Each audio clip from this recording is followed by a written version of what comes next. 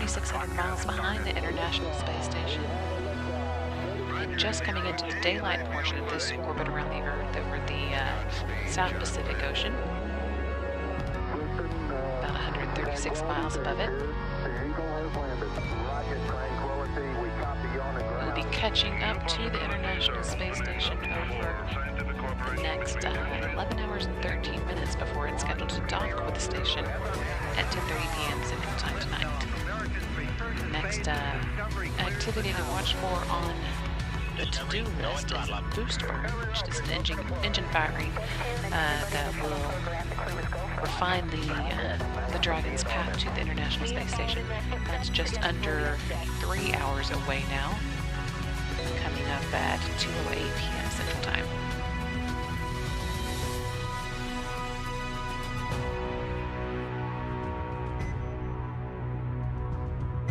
Hello, and thanks for tuning in to the NASA SpaceX Crew-10 mission.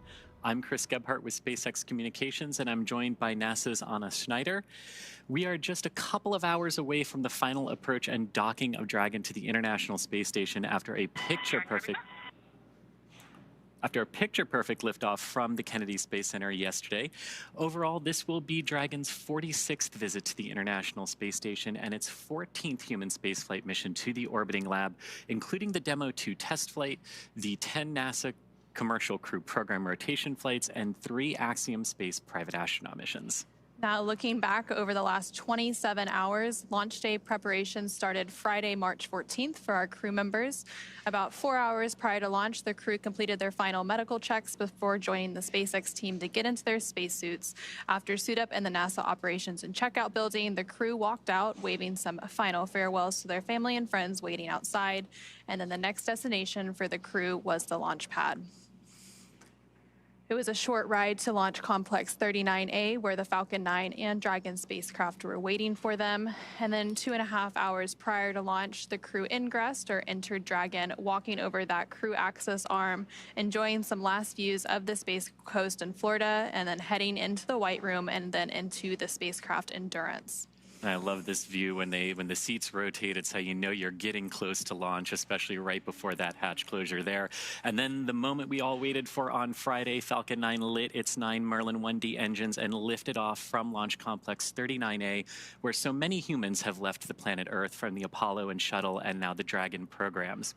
Falcon 9 ascended, and then following stage separation, the first stage booster supporting the mission performed a boost back burn to bring itself back to the launch site, where it landed at Cape Canaveral Space Force Station on landing zone 1.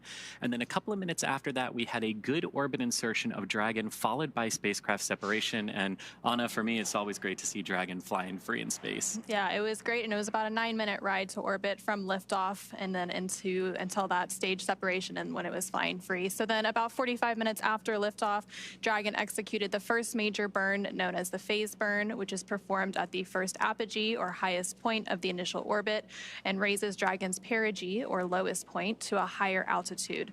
This was the first of 5 major burns using its Draco thrusters required to raise Dragon's orbit and position it for approach to the International Space Station. And then earlier today, that sequence of rendezvous and phasing burns continued as Dragon executed the boost burn at 12:08 p.m. Pacific Time, 2:08 p.m. Central Time. That boost burn put the crew in an orbit where Dragon's apogee, or the highest point of the orbit, was just 10 kilometers lower than that of the space stations. But raising only the apogee of Dragon's orbit isn't enough for the rendezvous that we want in order to be able to dock to the space station. So before we approached the space station, we needed Dragon's entire orbit, not just that highest point, to effectively be shadowing the space station. And in order to do this, Dragon executed the close burn at 12:50 p.m. Pacific Time, 2:50 p.m. Central Time, which was about half an hour after that boost burn. And there on the left-hand side of your screen, you can see a glimpse inside that Dragon Endurance spacecraft carrying the Crew-10 astronauts as they make their final approach to the International Space Station. Now, as Chris was mentioning, that close burn placed Dragon on an orbit roughly co-elliptic with the space station, meaning it was maintaining an orbit roughly 10 kilometers lower than the station the entire way around the Earth.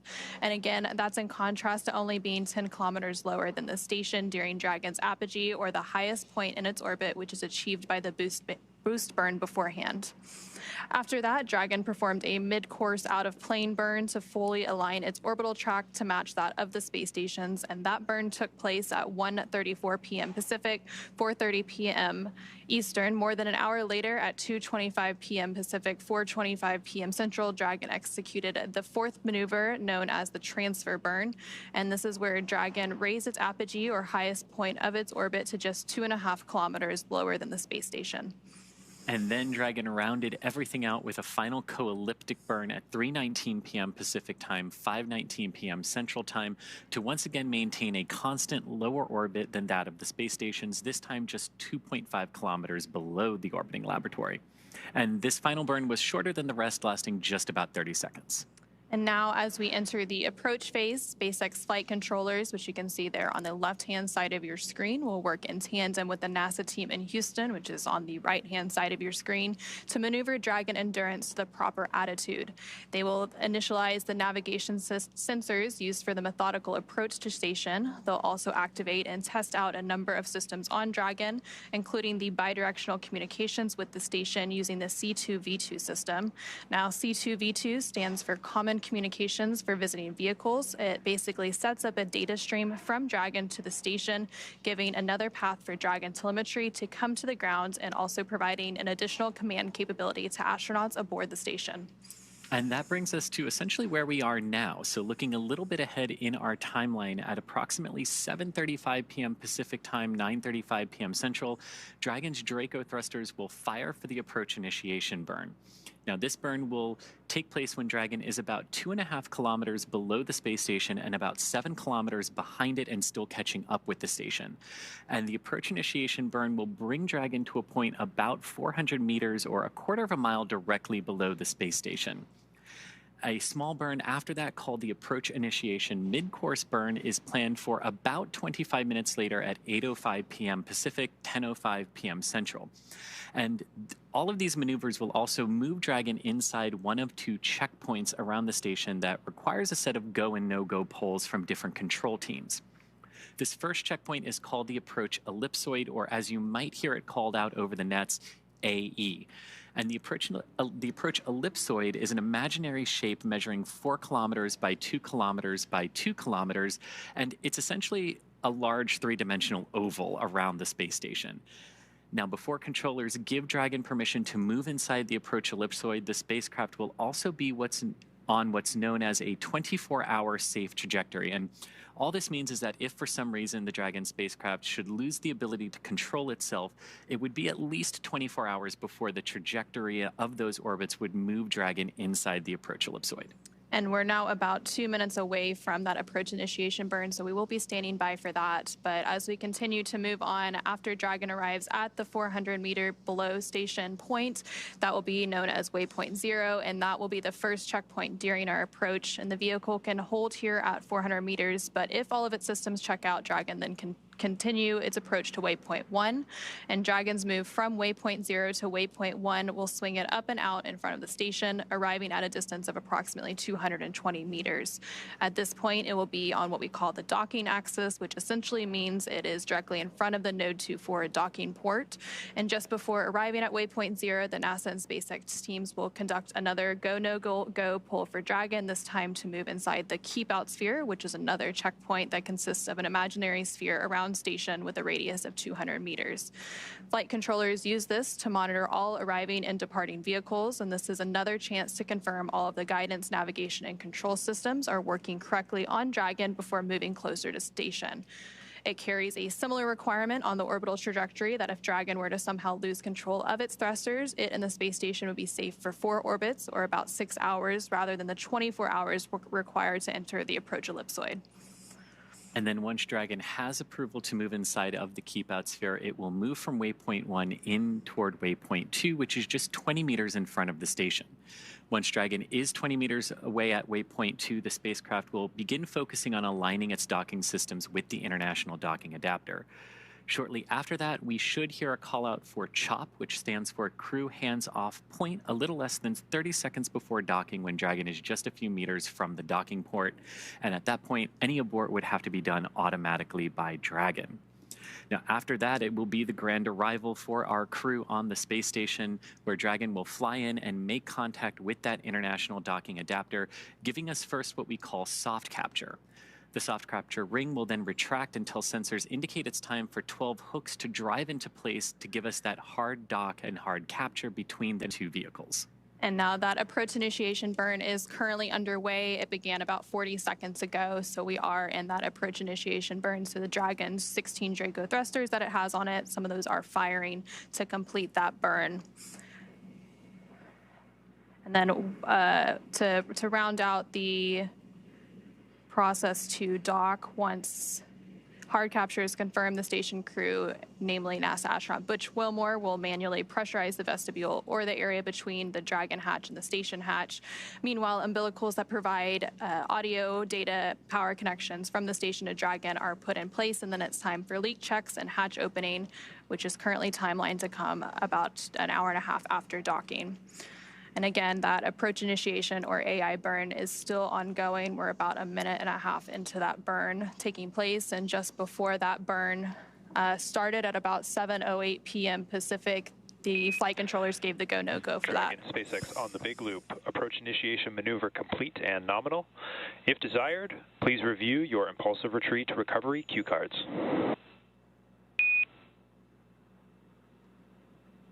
SpaceX Dragon, copy. And we heard their SpaceX controllers confirming a good approach initiation burn to the crew aboard Dragon and a good confirmation from our Dragon crew. We also heard them talk a little bit about some of the manual cue cards that they can use, because as we said, before we get to that point of chop with the crew hands off, the crew can initiate an abort if needed. And so that AI burn that was completed was about a minute and a half long. Again, bringing Dragon closer into the space station. Dragon is now just over about 6 kilometers away from the International Space Station and continuing to make its final approach today. So as we continue in toward docking today, let's take a closer look at the Dragon spacecraft that's bringing... And Dragon SpaceX on Dragon to ground, you are go to initiate suit leak check procedure for decimal 011.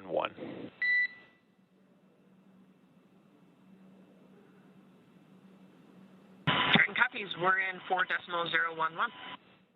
And you can hear that call indicating a suit leak check, which is what we would expect around this time. Just like at launch, the crew is in their launch and entry suits, also their docking suits, I guess you could call them, which just helps provide a little bit more protection during these critical moments of flight. And after launch and orbital insertion yesterday, the crew did get a chance to take off those suits and get a little bit more comfortable, since it was about a 28-hour journey to docking. So they did have some food, they went through a sleep period, and now they're getting those suits back on and getting ready for some more integrated operations and docking. And the comms you're hearing between the crew and on the ground, that is with the Crew-10 commander, NASA astronaut Ann McClain. And just before we came on air, they also configured the big loop. So that is where all of the parties involved in today's operation are all talking on one loop. So that is the station crew, the Dragon crew, the SpaceX team here that you can see on your screen, as well as the Houston mission control team for NASA. They're all talking on one integrated loop, and that's what will continue to be operating through today's docking procedures. It really is a good collaborative effort, getting everyone up there safely. So while we continue to approach, let's take a look at the Dragon spacecraft bringing the Crew-10 crew up to the International Space Station today. The Dragon spacecraft and its trunk stand just over 26 feet tall, and there are 2 windows on the spacecraft plus one underneath the nose cone. Now, that nose cone opened shortly after launch to expose the forward bulkhead thrusters and docking mechanism that will connect with the space station. Dragon's trunk also holds solar cells, which help power Dragon while it is in free flight, and on certain missions, the trunk can also carry some unpressurized cargo for us. And Dragon has 16 Draco thrusters that can be used. Dragon on Dragon to ground, 2.2, ready to pressurize. Copy, Dragon. You are go to initiate suit leak checks. And there you heard some additional Dragon copies, go for suit leak checks. some additional communications between the Corps and NASA astronaut Ian McLean, who is the commander for Crew-10, just confirming that they're proceeding with those suit leak checks. When you hear them talk about those procedures, there's often a number associated with that, and that is just the procedure number that they can go look up and make sure everyone on the ground and on the Dragon or on the station, they're all following the same procedures in step-by-step order. So Dragon does have 16 Draco thrusters that can be used in space to help navigate the spacecraft to its destination, and we saw those firing not that long ago with that approach initiation burn, and they've also been firing for all of those previous burns leading Dragon to the International Space Station. Again, Dragon is now just over 5,300 meters, about 5.3 kilometers away from the International Space Station and continuing to close in.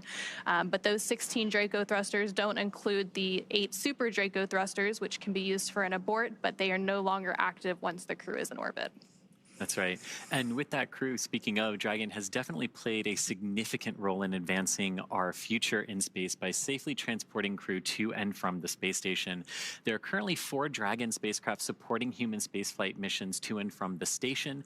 Those include the Dragon Endeavour, Resilience, Endurance, and Freedom. Now, today's crew is flying aboard the Dragon spacecraft named Endurance, which has previously flown 3 crew rotation missions to the station, including Crew 3, Crew 5, and Crew 7. And overall, this is Dragon's 46th visit to the space station and its 14th human spaceflight mission to the orbiting laboratory, including those NASA Commercial Crew Program missions, as well as the private astronaut missions. So including Crew-10, SpaceX has flown 60 passengers since the Demo 2 mission in May 2020. And over the last 24 years, crews on board have also completed thousands of scientific and educational experiments, technology demonstrations, and Crew-10 will add to that. There's hundreds of experiments that they will be participating in. They themselves are basically an experiment through NASA's Human Research Program.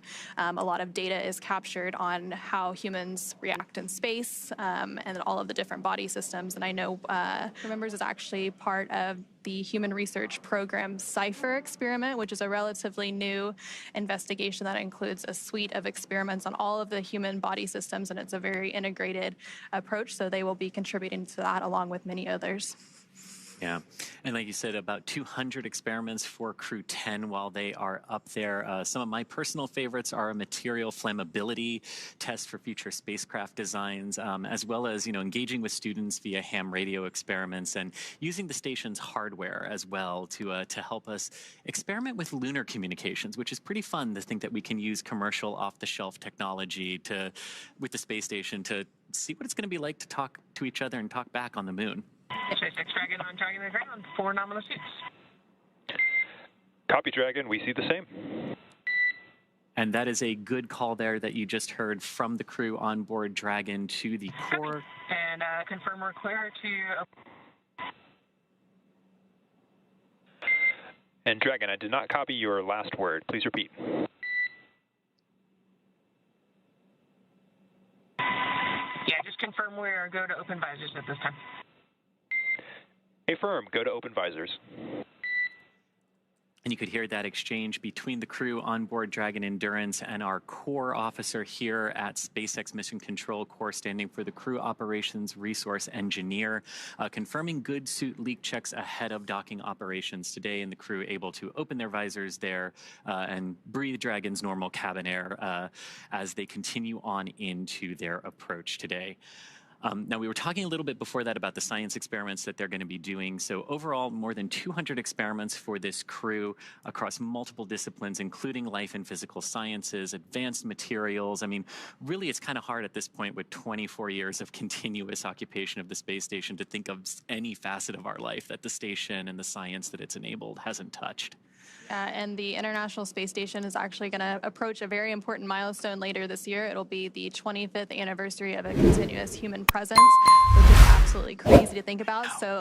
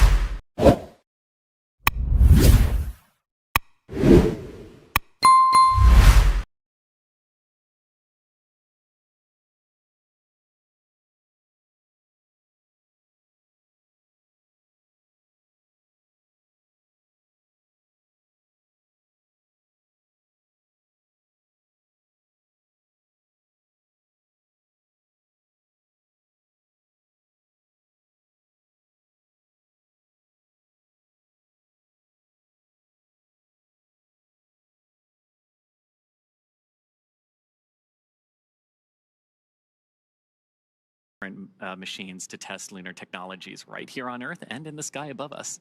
And Expedition 73, which will begin in April once, of course, the Soyuz rotation finishes. So it'll be about a month that the Crew-10 is part of Expedition 72 before that Expedition 73 begins.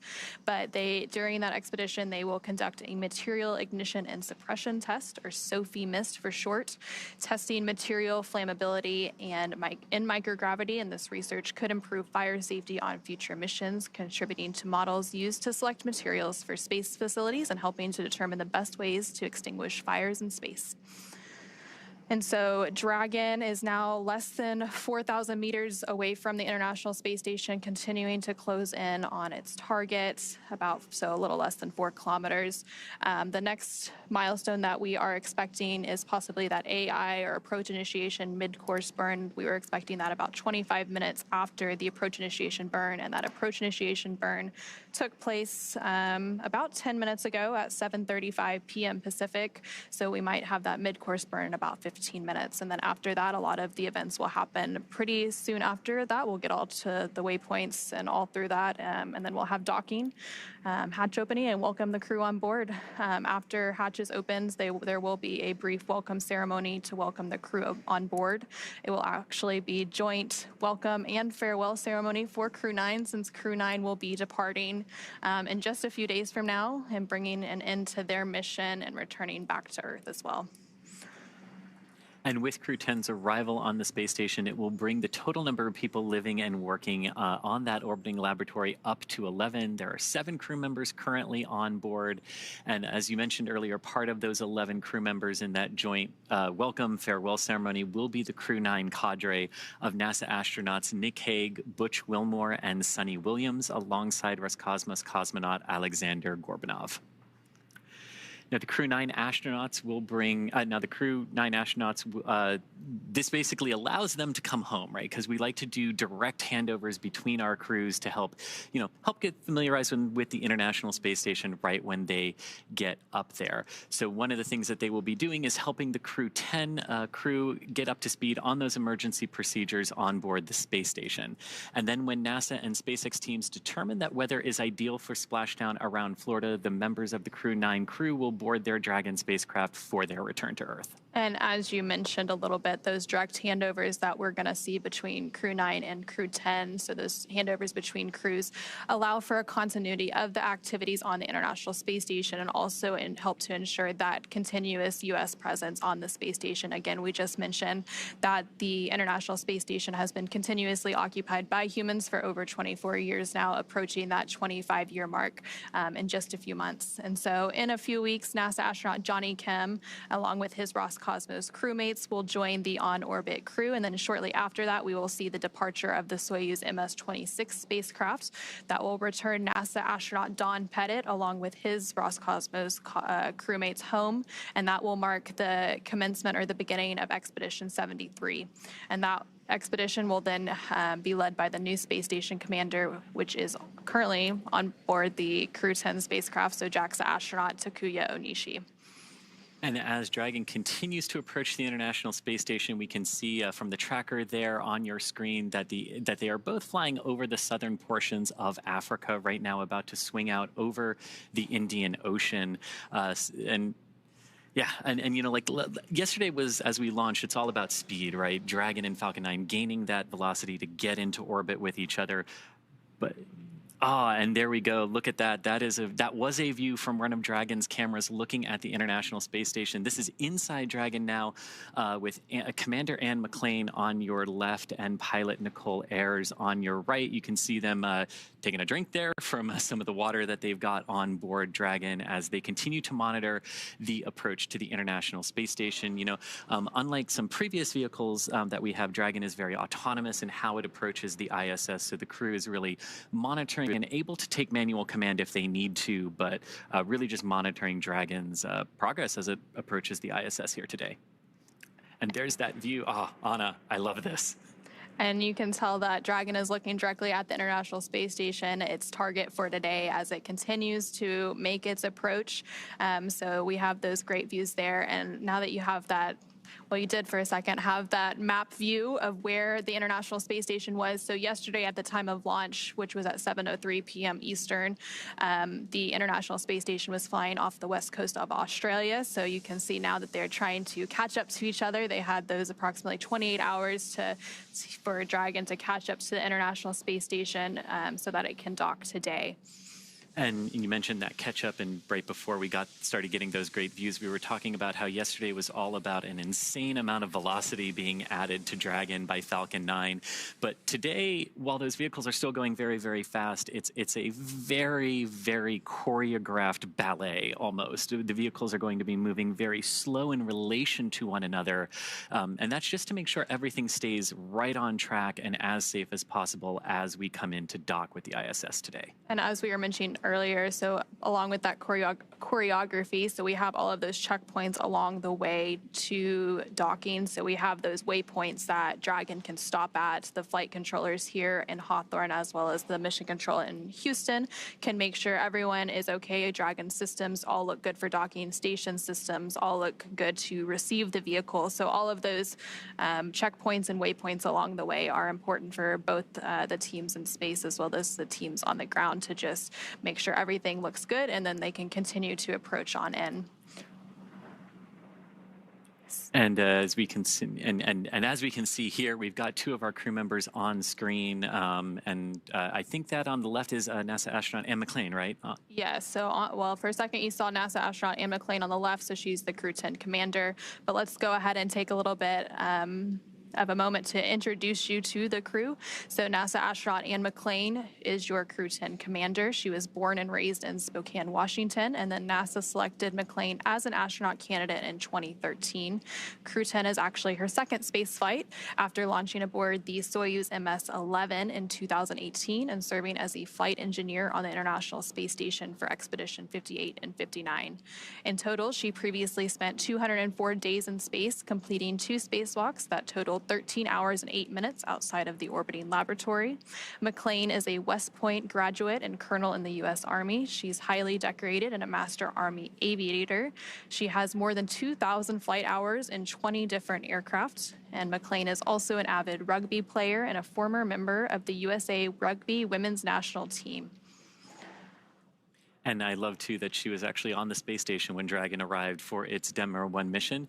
And joining her is pilot Nicole Ayers, a NASA astronaut. This is her first space flight.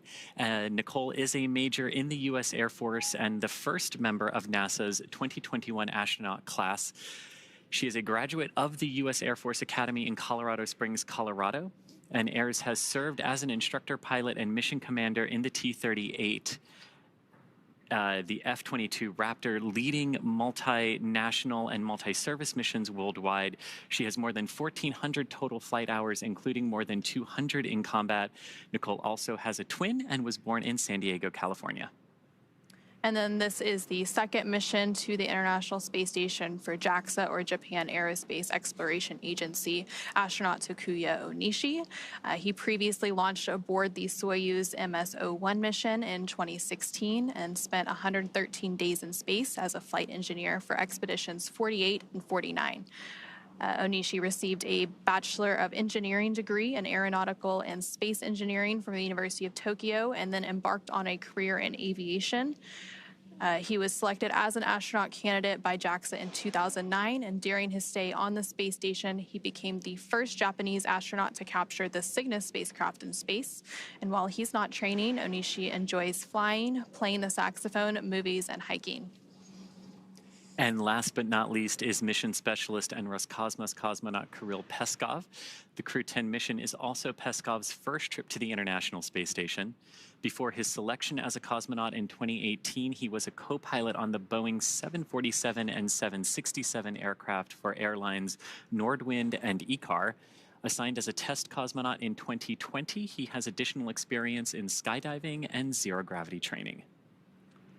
So between NASA astronauts Anne McClain, Nicole Ayers, JAXA astronaut Takuya Onishi, as well as Roscosmos cosmonaut Kirill Peskov, those are the cadre of 4 that make up Crew-10, who's currently approaching the International Space Station, again following that launch yesterday from NASA's Kennedy Space Center in Florida at 7:03 p.m.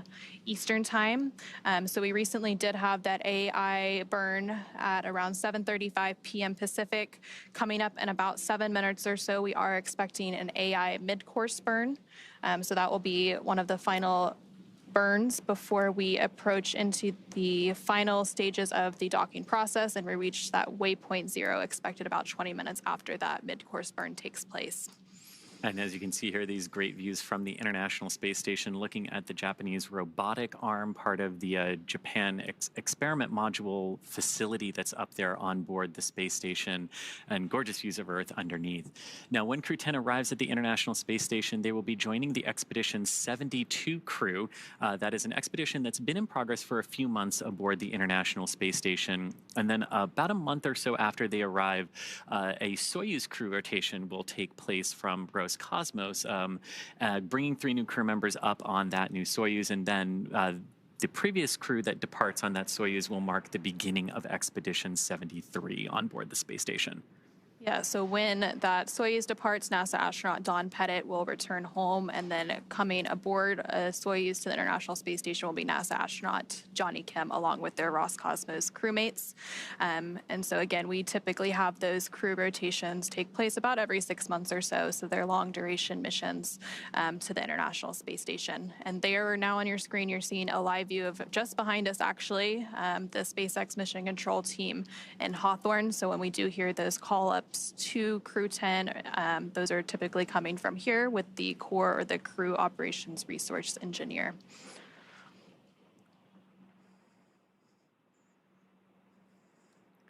And, we've been talking a lot about, Crew-10, our 10th resupply, our 10th rotational mission for Crew for the Commercial Crew program. And this is just part of the storied history of crew rotations on the International Space Station over the last 24 years. The Soyuz we've mentioned as one of the vehicles that has done this, Dragon as well, the shuttles also responsible for some crew rotations. It's just really impressive to think about what has gone on across those 25 years of near permanent human habitation on the space station. Yep, and so the space station has been occupied, of course, almost 25 years. There are a lot of commercial players coming into play, and so we also have our commercial low Earth orbit development program that's looking towards the future of what's next for low Earth orbit once the International Space Station does retire. Of course, it's made incredible contributions so far, though, and it has several years to go. But while we continue on Dragon's approach to the International Space Station, why don't we go ahead and check in with the International Space Station Flight Control Room and NASA's Gary Jordan. Hey, thank you, Anna. Thank you, Chris. Welcome to the International Space Station Flight Control Room here in Houston, Texas. The teams here are working jointly with the teams in Hawthorne, California, monitoring the operations that are in space right now. Crew-10 approaching the International Space Station, about to enter inside the approach ellipsoid. The teams here in the room are currently polling for that next milestone. The approach initiation brings them up to what's called waypoint 0, just below the International Space Station. In just a few minutes, the Crew-10 vehicle Endurance is expected to perform what's called a mid-course maneuver, an approach initiation mid-course to converge on waypoint 0. This is right below the International Space Station. Teams here in the room are polling to make sure that the next milestone that happens from waypoint 0 to waypoint 1, right immediately in front of the International Space Station, that the teams here are go for that next milestone.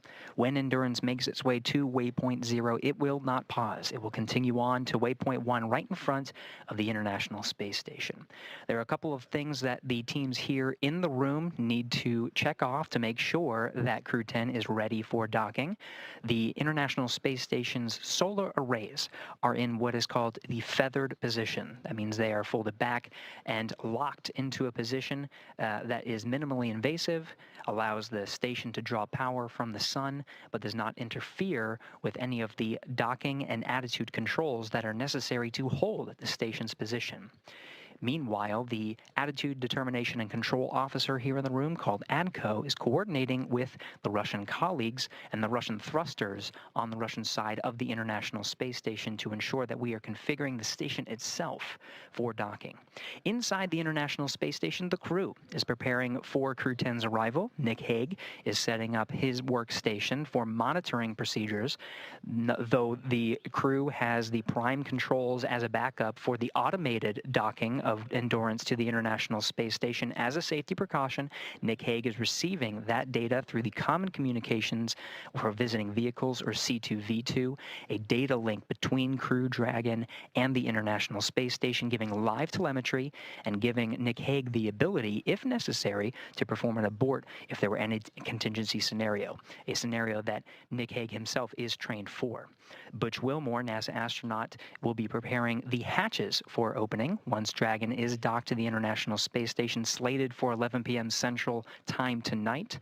Butch Wilmore will work through the hatch opening procedures. There are several hatches to get to the crew, including the Node 2 forward hatch at the very front of the International Space Station, followed by the A-Pass. It's the last hatch right before you see the Dragon hatch. And there's a vestibule in between that needs to be pressurized from vacuum up to sea level, 14.7 pounds per square inch. All of that will happen after docking. In the meantime, NASA astronaut Don Pettit setting up cameras inside. Once Crew-10 is docked and the pressurization between the vestibule is up to pressure, it'll be the Crew-10 astronauts and cosmonaut aboard that'll float through and be welcomed by the Expedition 72 crew. All of that underway right now. We're expecting the mid-course maneuver and all of the maneuvers ahead to get through those next milestones for a docking tonight at 11 p.m. Central Time. We're right here with all of the action and following along with you over in Hawthorne.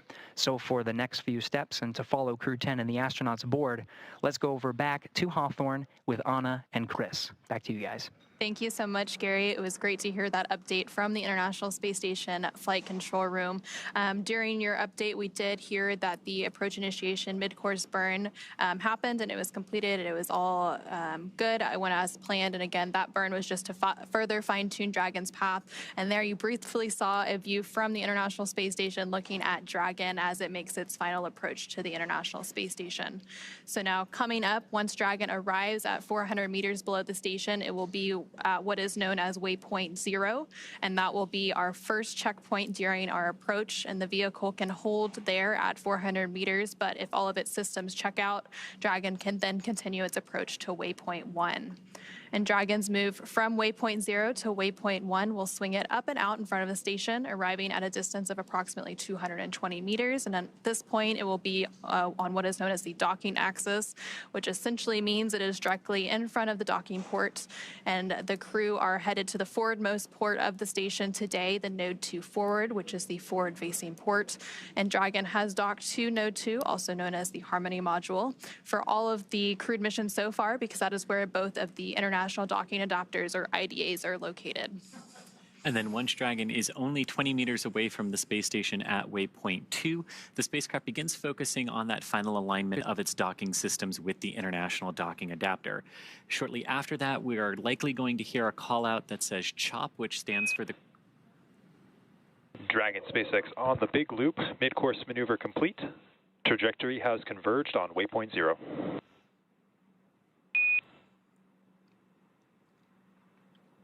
And that is exactly what we were hoping to hear. Dragon, copy. Exactly what we were hoping to hear there, that mid-course correction burn, nudging Dragon back onto the proper trajectory to intercept waypoint 0, which is that 400 meters below the International Space Station. Now, going a little bit ahead in our process, when we're about ready to dock with the International Space Station, one of the final things we're going to hear is what's called CHOP, crew hands-off point, a little less than 30 seconds prior to docking. That's the point where all aborts would have to be manual, but as we actually heard a few minutes ago, right after that approach initiation burn, the crew does have manual options available to them, but right now just monitoring Dragon as it cruises in autonomously for that docking a little bit later tonight. And you can see that live view and a beautiful view at that of Dragon Endurance as it approaches the International Space Station. Now, these views are being captured by cameras on the International Space Station, which is Dragon's target for today. And the International Space Station and Dragon are currently flying about 260 statute miles over the Indian Ocean. And so after CHOP, and as we make that initial capture and the grand arrival, when Crew-10 arrives at the space station, Dragon will fly in and make contact with those international docking adapters, giving us what we call soft capture. And the soft capture ring then retracts until sensors indicate it's time for 12 hooks, 2 sets of 6, to drive in place to give us a hard capture and firmly secure Dragon to its new home on the space station. Then the station crew, namely NASA astronaut Butch Wilmore, will manually pressurize the vestibule or the... And Dragon SpaceX on the big loop. Ground has pulled go for approach 0 and enabled the maneuver. Expected maneuver start time is approximately 0321 Zulu. Reminder that Dragon will nominally continue its approach through waypoint 1 towards waypoint 2 without stopping.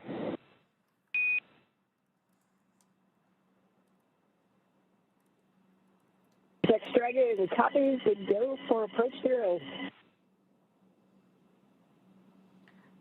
And there we just heard some conversations between that core crew operations resource engineer here at SpaceX Mission Control in Hawthorne and NASA astronaut and Crew-10 commander Ann McClain.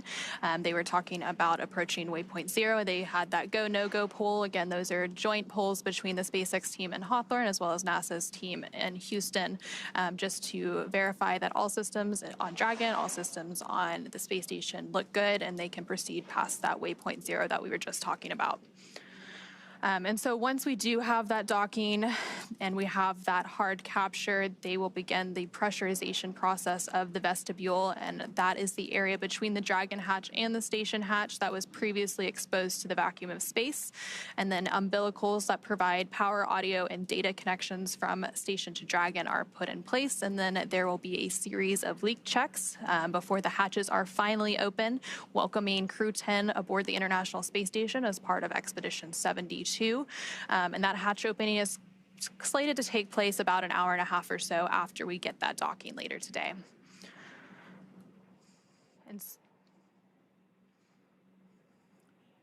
And so following a liftoff yesterday at 7:03 p.m. Eastern, 4:03 p.m. Pacific, a lot has happened since then. So there was that 9-minute ride to orbit before we had that orbital insertion and Dragon flying free. And there you see Dragon flying free continuing to on your screen following that about 28-hour journey. Station Houston on the big loop. Expect to start monitoring Dragon in approximately 35 minutes.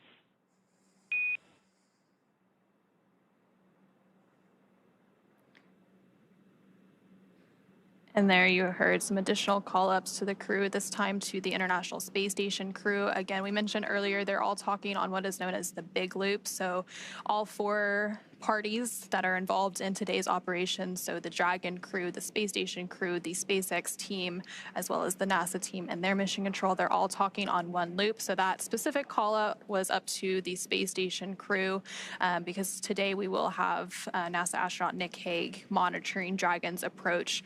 And so they were just saying that there's about 35 minutes before that monitoring will begin taking place by NASA astronaut Nick Hague. And we've talked, that's part of what we've talked about that cooperative element of the docking sequence. While Dragon can do this autonomously, there's folks here at SpaceX Mission Control in the ISS flight control room and on board the ISS, making sure that, just monitoring, again, making sure everything is going as we want it to today.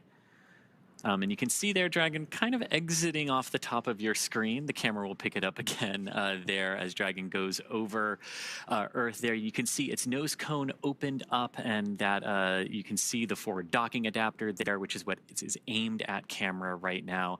And that nose cone was over that docking apparatus during liftoff to help protect it from the aerodynamic forces and some of that heating that Dragon experiences as it heads uphill into space. So yesterday, after we had liftoff and that orbital insertion, and after that nose cone was opened, that nose cone that you were just mentioning, Chris, that is actually when the zero-G indicator was revealed. So NASA astronaut Anne McClain revealed Crew-10 zero gravity indicator, and it was a crochet origami crane, which is an international symbol of peace and unity. So NASA astronaut Anne McClain provided some really lovely words on that zero gravity indicator, and those zero gravity indicators have quite the history. Many crews before them have had their own zero-G indicators, and so that specific crane was actually hand crocheted, and it also they also mentioned the commemoration of the 50th anniversary of Apollo-Soyuz as part of that zero-G indicator rollout. That's right, 50 years this year. So a lot of milestones this year in the space world: 50 years of Apollo-Soyuz, 25 years of International Space Station continuous human presence. There's a lot that's happened and a lot to look forward to, especially with all of the commercial space activity going on so far this year and into the future. That's true, and SpaceX right in there with you. Crew-10 actually lifting off on the 23rd anniversary of SpaceX's founding. As well. And that zero-G indicator, too, one thing I really liked about it is its name was Drug, which was the Russian name for friend. And as Commander Anne McClain said, it is a nod to the unique and deep cultural traditions from which each of us come. So noting the very international nature of this crew. And so some of the previous indicators, so Crew-9, who is obviously currently on board the International Space Station, their indicator was actually a plush baby falcon named Aurora. So it previously flew on 2 Russian Soyuz capsules, including the flight that resulted in an emergency abort that NASA astronaut Nick Hague was actually a part of. And so Nick Hague is now going to be monitoring today's approach, and he will also return home after that handover period with Crew-9 back to Earth. And, you know, as we're talking about zero-G indicators, I got to say my favorite is the little plushy Earth that went up on the Demo 1 mission. You know, we talked a little bit earlier, Anne McClain was on the space station when Dragon arrived for its uncrewed Demo 1 test flight, that paved the way for all of these crew rotation flights for NASA and for Axiom Space as well. And that little plushy Earth, oh man, I smiled a lot looking at Anne's smile when she saw that sitting inside the Dragon capsule. And then you can see Anne there on the right-hand box. Anne is on the left-hand side working on that tablet right now. Now a view of the International Space Station. So this is cool. You've got the ISS looking down at Dragon on your left, and you've got Dragon looking up at the ISS on your right. I mean, the views don't get much better than that, except for maybe the 4 people who are in Dragon. And so the International Space Station and Dragon are currently flying just off the coast of Australia, again, as they make that, or as Dragon makes its final approach to the International Space Station. So Dragon is currently about 560 meters away from the International Space Station and continuing to close in. Again, we recently did have that go past that waypoint 0. So next up will be that waypoint 1 that we expect in just a few minutes.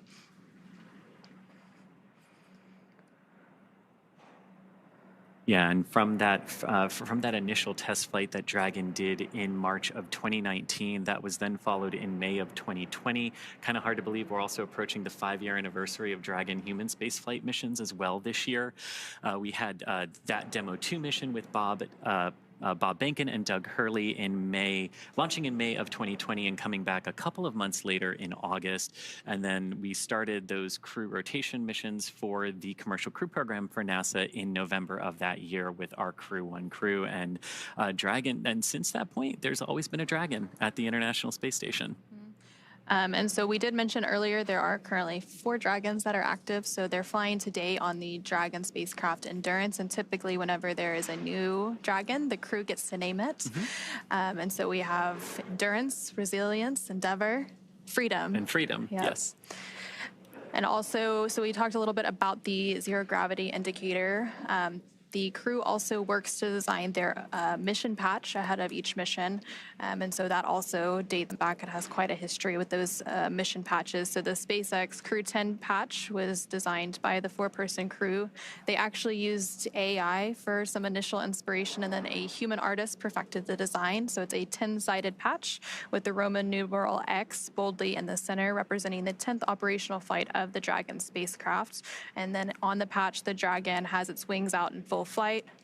And it's a nod to the 4 crew members who are all professional pilots. So we mentioned that a little bit earlier when we were going through the bios of NASA astronauts Anne McClain, Nicole Ayers, JAXA astronaut Takuya Onishi, as well as Roscosmos cosmonaut Kirill Peskov. All of them have a pilot or aviation history, so that was a little bit of a nod in their patch as well. And again, you're seeing some live views there of NASA astronaut Anne McClain and NASA astronaut Nicole Ayers to the left and right there on your screen. So Nicole Ayers is the pilot. Anne McClain is the commander for the mission today. Again, as they continue to make their way to the International Space Station for docking to that forward port. The Dragon spacecraft is currently less than 480 meters away from the International Space Station, continuing to make its approach. And you know, we're seeing these views from Dragon looking up at the International Space Station. And this Dragon vehicle is actually the second design of the Dragon that we have had. We started with a cargo vehicle, and we actually have the first one hanging right here behind me today. And honestly, what I love about this, watching Crew 10 approach the ISS, the 14th Dragon human spaceflight mission to the space station, and that very first Dragon that was only carrying cargo, we put a window in it, not because we had to, but because we wanted to symbolize that one day we will be carrying crew, and one day we will be doing exactly what we are doing here today. And just kind of gives me goosebumps to look at Dragon 1 versus the new shiny Dragon we got. And so obviously they've had that 28-hour flight, and I'm sure they've been able to take advantage of looking out those windows and the amazing views of Earth below them as they make their way to the International Space Station, which there you can see a view of the International Space Station on your screen. Again, those views are captured by the cameras on Dragon. So this is basically a point of view of Dragon looking at the International Space Station. And you can see there, you know, you've got if you sort of look at the space station and how it's oriented right now, you've got a small bar that sort of goes across the top. Those are the European and Japanese modules of the space station. You've got the US and Russian modules sort of going down in a line, forming that T, and then you have the huge solar array truss and the wings of the space station, if you will. And so Dragon is now about 440 meters away from the International Space Station. And again, that waypoint 0 mark is at the about 400-meter point. So they should be reaching that waypoint here pretty soon. But again, they had that go, no-go pull to proceed through waypoint 0 and then on to waypoint 1. So they won't have to pause at waypoint 0 once they reach that 400-meter mark. Which is, and that's what we were sort of saying earlier. We have these moments when we can stop to make sure that everything is in alignment. But if everything is already in alignment, there's really no reason to stop, and we can proceed forward. And so once they do proceed forward, they'll then get to waypoint 1 and waypoint 1. So you go from 400 meters at waypoint 0, and then waypoint 1 is about 220 meters. And that's when we get to that docking axis arrival. And so they'll have that go ahead and proceed to that point. And once they are on that docking axis, it basically means they are directly in front of the port. So that forward port on node 2, the Harmony module that they will be docking to today. So Dragon will be looking directly at that International Space Station docking at port, and they can do some final alignment checks if they need to. And then from there, they will then move to waypoint 2, which is just 20 meters away. And there you can see another view of Dragon. This is a camera on the International Space Station, and they're currently flying over Sydney, Australia. So that's the International Space Station looking out at Dragon. Those cameras are actually controlled by one of the flight controllers in Mission Control in Houston. So the Cronus typically operates those cameras, and they're the ones that are manually moving those cameras up and down and trying to find Dragon and keep a focus on it so that we can have these amazing views here today. And as Dragon, as you mentioned, that waypoint 1 point about 220 meters from the International Space Station, that's very close to, but just outside what's known as the keep-out sphere for the International Space Station. This is the sphere that any visiting vehicle needs to stay outside of until given explicit permission to proceed in closer to the International Space Station. We would expect that go, no-go pull to either come when they're holding at waypoint 1, or if they don't need to hold at waypoint 1, shortly before there, to then proceed into waypoint 2, 20 meters from the station. Again, another point where they could hold if they need to, and we have on past flights seen them hold sometimes at that waypoint 2, 20-meter point for a variety of reasons. Sometimes it's alignment, sometimes it's been visuals and lighting conditions, with just where the International Space Station is in its orbit. Might seem kind of odd to think that, wait, why would we need to wait if we can dock at night? But shadows are really important, and understanding them and how they interplay with the autonomous navigation systems.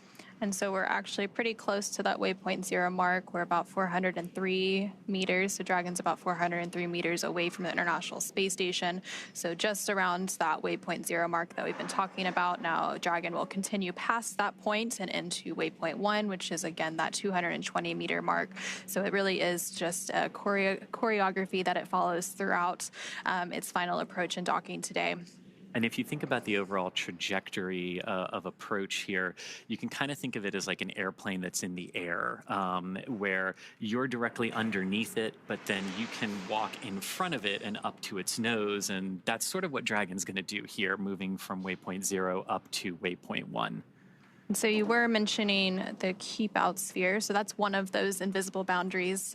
There's also the approach ellipsoid, which we mentioned a little bit earlier today, but Dragon's already inside of that approach ellipsoid. So that's outside of the keep out sphere. And that's that 4 kilometer by 2 kilometer by 2 kilometer boundary. Basically, it's the neighborhood of the International Space Station. So once a visiting vehicle such as Dragon, makes it into that approach ellipsoid, that's when a lot of those joint and integrated operations begin. And again, to enter into the AE, Dragon or any visiting vehicle has to be what is known, it has to be on what we call a 24-hour safe free drift trajectory, which means the spacecraft would not cross into the AE or the approach ellipsoid for at least 24 hours.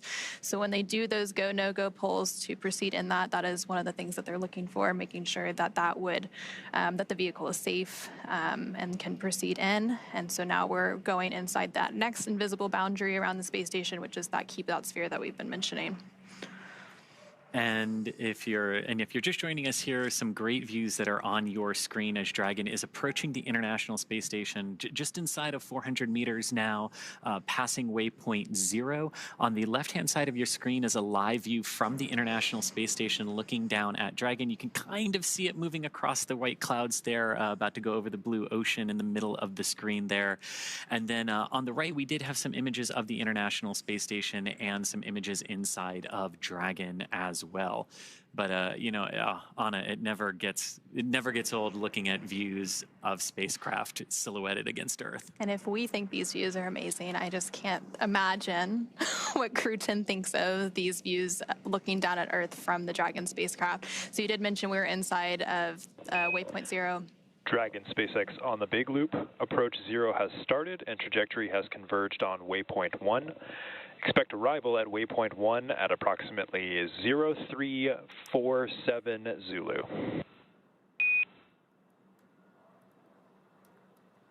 SpaceX Dragon on the big loop, copy 0347 Zulu for waypoint 1. And you hear that sequence of calls there confirming that Dragon successfully passed waypoint 0 and the trajectory has aligned where we want it to waypoint 1. So everything going very, very good there. And we're expecting the arrival there at waypoint 1 in just about 25 minutes from now. So once we get to waypoint 1, Dragon will be about 220 meters away from the International Space Station. So again, this is another checkpoint on the way to the International Space Station. And then that final checkpoint is waypoint 2, which is just 20 meters away. And then from there, we will have that initial contact and capture, what is known as soft capture, before those 12 hooks, 2 sets of 6 deploy to have that hard capture. And then they can begin releasing those umbilicals for data and power, and then begin the pressurization activities for the vestibule, which is that area between the station hatch and the Dragon hatch that had been previously exposed to the vacuum of space. They'll conduct some leak checks, and then, of course, welcome the new crew aboard the International Space Station. And yesterday when we lifted off, we were talking about the precise second that we had to lift off to be in the correct plane to reach the International Space Station today. And liftoff times are very, very choreographed, tightly choreographed to make sure we can do this. But once we get into orbit, it becomes a little bit different, right? And the timings of various burns, the timings of arrivals can all change. And That's basically because you've got Earth's gravity pulling on the spacecraft, you've got the moon, you've got some of the other planets, and the orbits, we do really good at predicting them, but once we see what the spacecraft is actually doing, it helps us refine those timelines a little bit like we saw today. And you know, the timings of those burns changing a little bit, maybe not needing to do some of them if Dragon is doing really well. So it really is interesting how it shifts from super precise to now we've got to see what they're actually doing in space.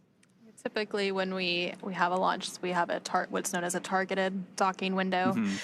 So then, of course, it shifts a little based on those burns, whereas the launch itself is an instantaneous launch window, so it has to go at that exact minute and second.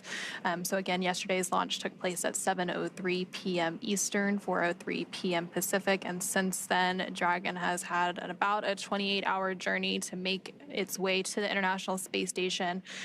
Dragon is now just about 330 meters away from the International Space Station. It's now inside waypoint 0, approaching waypoint 1, which is that 220-meter mark.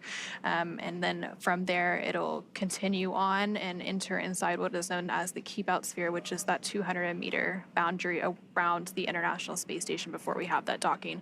So it's been a long journey for Crew-10 since launch yesterday, and even before that, because they had all of those preparations leading up to launch, getting suited up, those final medical checks, all of the various processes that they went through prior to that liftoff at 7:03 p.m. Eastern, 4:03 p.m. Pacific. So I'm sure they will be glad to be welcomed on board the International Space Station in really just a few minutes from now. Yeah, and you know, after that liftoff yesterday, and after the crew initially got onto orbit, there were some things that they needed to do as Dragon, you know, configured itself for the orbital journey up to the International Space Station today. The crew got some time to eat, they got some time to rest and relax as well over the course of the last 28 hours. So it hasn't just been fully in their suits, in their seats. They were able to take those suits off shortly after liftoff. They are, of course, back in those suits now because during the more critical operations of spaceflight, such as launch, docking, undocking, and reentry and splashdown, we do have the crews in those intravehicular activity suits, or IVA suits as we call them. So you'd mentioned a little bit some of the free time that they've had without those suits. They did have that sleep period. They woke up today around 8 a.m. Central, 8 a.m. Pacific, 10 a.m. Central. So they've been up for about 10 hours or so getting ready for today's docking operations, but they did have that time to take a nap and get well rested and ready to be part of the Expedition 72 crew. And also on the International Space Station, not that long ago, the ISS crew was actually asleep right before we came on air. So they finished those post-sleep operations that they go through to start getting ready for today's docking operations. Again, NASA astronaut Nick Hague will be monitoring Dragon's approach. And SpaceX Dragon on the big loop. Expect reconfiguration of C2V2 return link to support docking video shortly.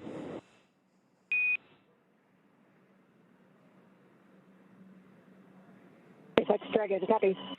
And that call basically saying that that C2V2, the common communication for visiting vehicle system that allows Dragon to talk to the ISS to talk to the ground, it just sort of creates some nice redundant communication paths for all the vehicles and all the teams involved today.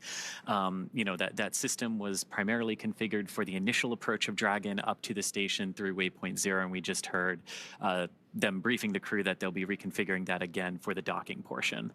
So we'll continue to hear a lot of those call-outs from the ground teams and the astronauts on the International Space Station, as well as Dragon, as we continue to get into the final stages of docking today. Right now, Dragon is about 310 meters away from the International Space Station and continuing to fly in to make its final approach and docking. So it's getting pretty close now. And there you're continuing to see, if you squint, you can see a view of Dragon there in the center of your screen. So again, these are views captured by cameras on the International Space Station. And so that is the Dragon Endurance spacecraft. And it's actually the fourth flight for that Endurance spacecraft. It previously flew 3 other commercial crew program missions, Crew-3, Crew-5, and Crew-7. And the fourth flight, obviously, today for Crew-10. That's right. And overall, this is the 10th crew rotation mission for NASA's Commercial Crew program that Dragon is flying. It's also Dragon's 14th human spaceflight mission to the International Space Station and Dragon's 16th human spaceflight mission overall, since Dragons don't always go to the International Space Station, but we have had 2 free flyer missions in the Inspiration 4 and Polaris Dawn missions as well. And with the Crew-10 mission, Dragon has carried 60 crew members at this point across its 16 missions.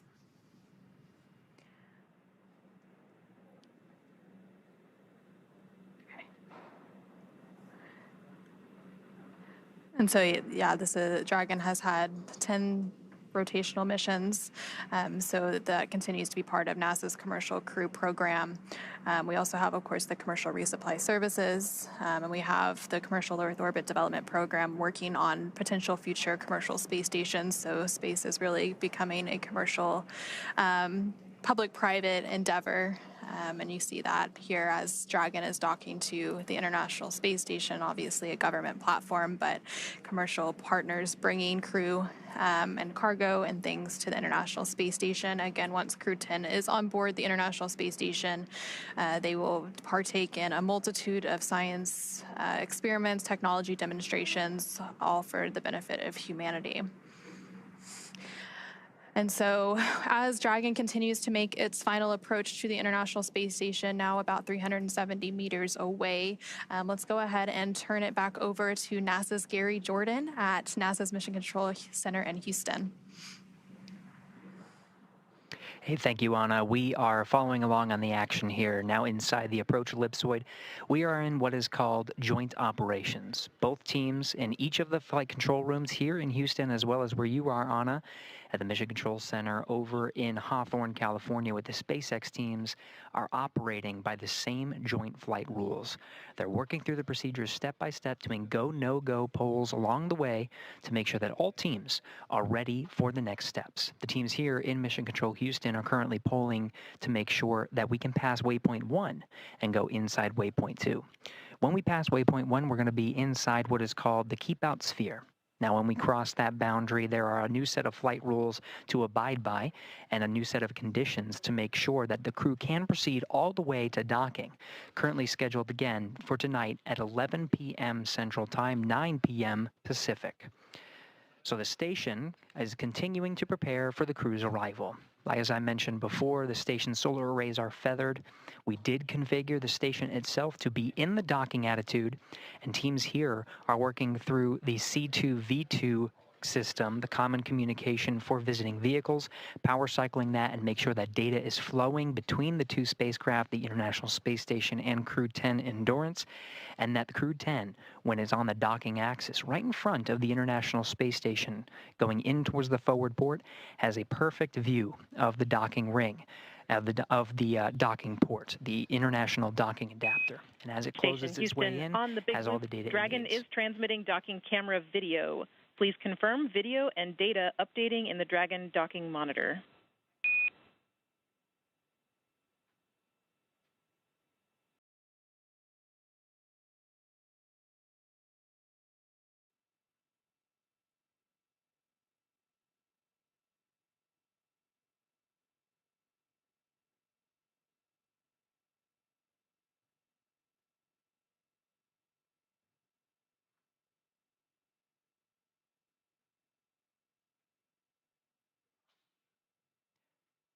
That was Capcom Tess Caswell here in Mission Control Houston, standing by for confirmation from the crew aboard Endurance. This was the troubleshooting issue I was addressing with the common communications for visiting vehicles, power cycling that system to make sure that they could have that video once they get on the station's docking axis.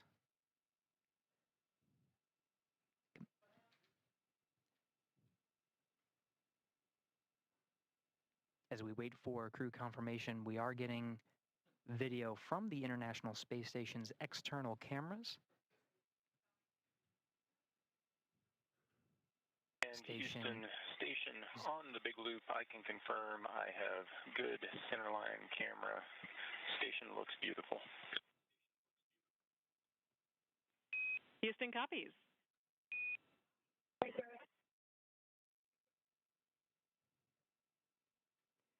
Now, it's critical that the teams communicate on this big loop to make sure all stakeholders are aware of the progress that's being made. That's cycling to enable Nick Hague, who's aboard the International Space Station. He's got a display in front of him monitoring the docking operations and receiving data from Dragon itself into the International Space Station. This is a safeguard. Dragon's rendezvous and docking to the International Space Station is a fully automated process. However, Hague does have an ability to execute commands if necessary, but really only there for monitoring. So that C2V2 power cycling allows him to have the view from Dragon itself as it moves up towards the docking axis, which you're seeing now on your screen from the external cameras aboard the International Space Station.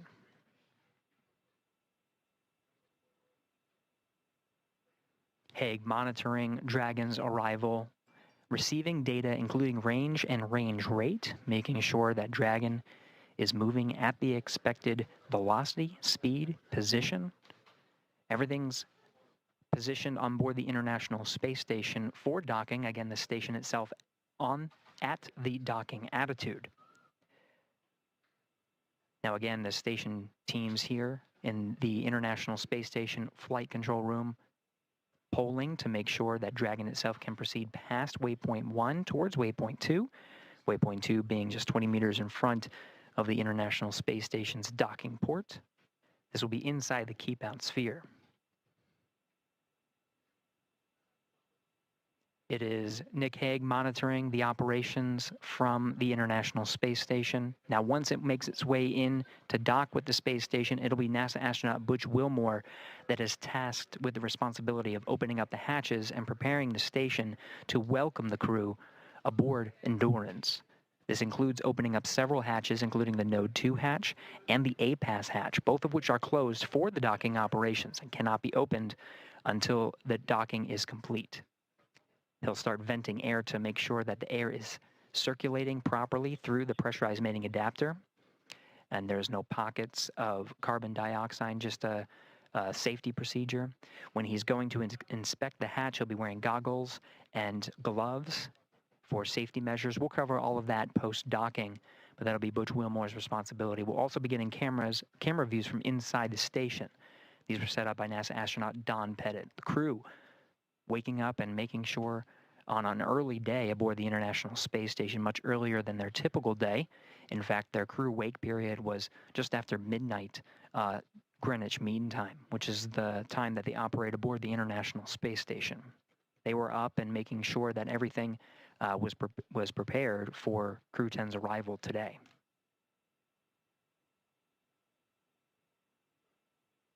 Now we're making our way up the docking axis, beautiful views as Endurance makes its way above the horizon of the Earth. Again, it's making its way towards the docking axis. This is immediately in front of the International Space Station. The camera views from Dragon itself illuminating the solar arrays. You can see the original solar arrays of the International Space Station, as well as the IROSAs, the rollout solar arrays that are augmenting some of the station's power. This as part of a process to continue the science done aboard the International Space Station, which is, of course, the mission of the astronauts and cosmonaut aboard Crew-10. Crew-10 really just a transport mission to get to the International Space Station. Once there, they join Expedition 72 for at least a time. Don Pettit, NASA astronaut Don Pettit, will be returning aboard a Soyuz. Once that Soyuz undocks, crew on board the International Space Station officially begins Expedition 73, continuing the great science and technology demonstrations that are necessary in low Earth orbit to prepare for future human missions to deep space, including the Moon and to Mars.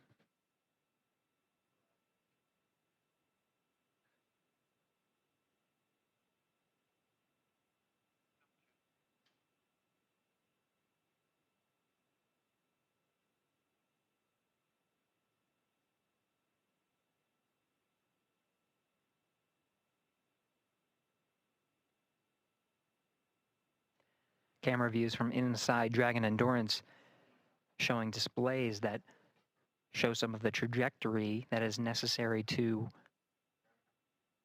converge with the docking axis. This is waypoint 1.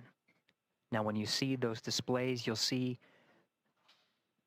the trajectory curve out, the spacecraft itself calculating breakout maneuvers that are necessary as it makes its way along the planned set of procedures and approach maneuvers. Waypoint 1, immediately in front of the docking axis, once that is executed, the Dragon will fire its Draco thrusters to maneuver inside.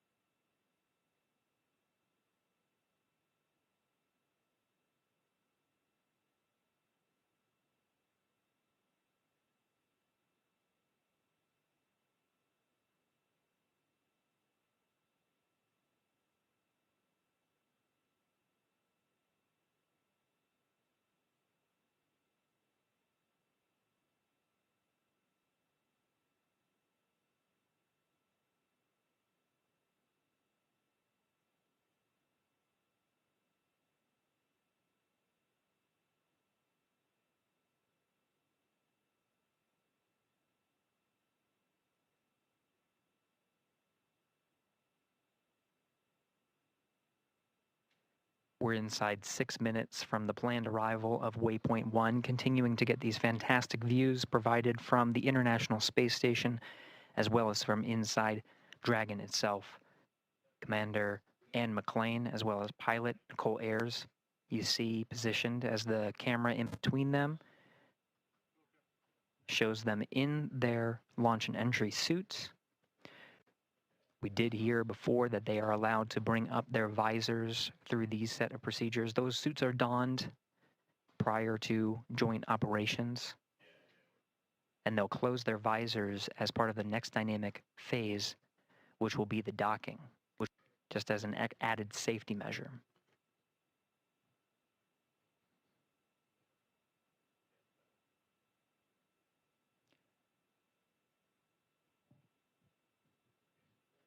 Endurance less than 300 meters from the International Space Station, being illuminated by an orbital sunset right now. The views you see of Earth and of Dragon will start to get a little darker as we enter into an orbital sunset and orbital nighttime. Dragon, now brightened by the sun, will start to dim, and you'll start to see the docking lights as well as the navigation lights. Docking light will be white at the center of the spacecraft, and you'll see green and red lights on the forward bulkhead, green indicating the starboard position, red indicating the port position. The International Space Station cameras sometimes view from an upside down position, as you can see from this view, as the Earth is on the top left of your screen. So the port and starboard navigation light positions will be reversed, but it's because the camera is sort of upside down from the position of Earth. Additionally, the cameras on board the International Space Station are subject to the radiation environment of the station.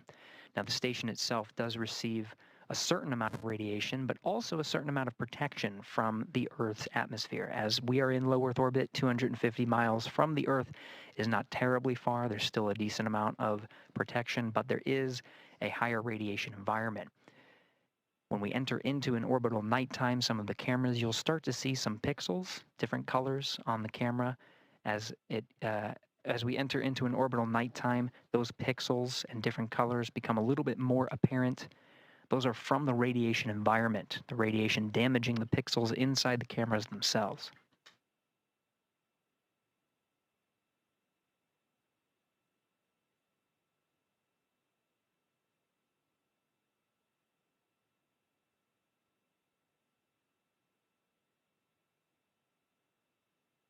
inside 3 minutes from waypoint 1 arrival.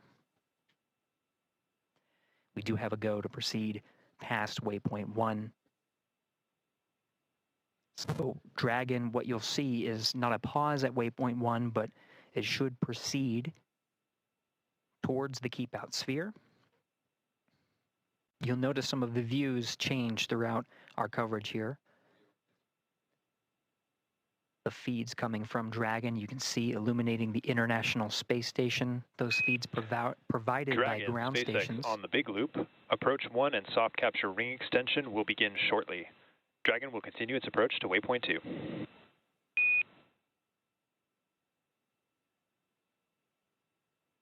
SpaceX, Dragon, copy all.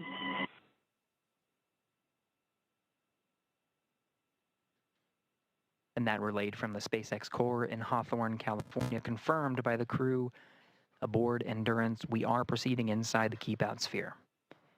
You are seeing the docking light begin to blink at the center of Dragon Endurance. Features of Dragon becoming a little bit more apparent. The nose cone fully open, exposing the docking ring and the forward bulk of the Dracos. You did hear that Dragon will extend the soft docking ring mechanism. This allows for a cushioned contact as Dragon makes its way toward the International Docking Adapter. Docking comes in several phases, which includes contact and a soft capture, which is initiated by the docking ring. That docking ring is retracted to pull Dragon in closer to the International Space Station, and then begin a sequence to hard dock Dragon to the International Space Station. There are 12 hooks that are driven to really latch Dragon to the International Space Station. They're deployed in 2 sets of 6, and those will be confirmed by the crew. Once all of the hooks are driven, there is also an umbilical that extends and connects to an interface on the International Space Station side to provide power and data transfer between the 2 vehicles. Dragon right now operating on battery power and solar power that's generated from the trunk. Once Dragon attaches to the International Space Station, it'll be receiving power from the International Space Station through the duration of its stay aboard. We did hear confirmation that Dragon is passing waypoint 1. So we're now moving inside the docking axis and towards the keep out sphere.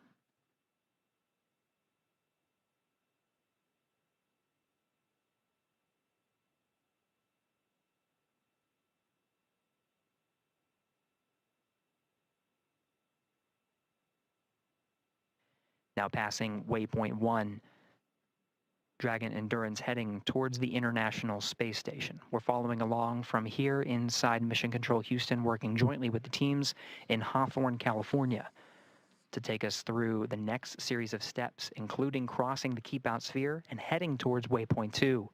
Let's send it back over to Anna and Chris in Hawthorne. And thanks, Gary. Yeah, so we have passed waypoint 1, so waypoint 2 is what is up next, and that will put Dragon only about 20 meters. Station Houston on the big loop. Monitor approach per step 3 of 1.102, Dragon approach and retreat monitoring. Let us know when your review is complete and you are ready for docking.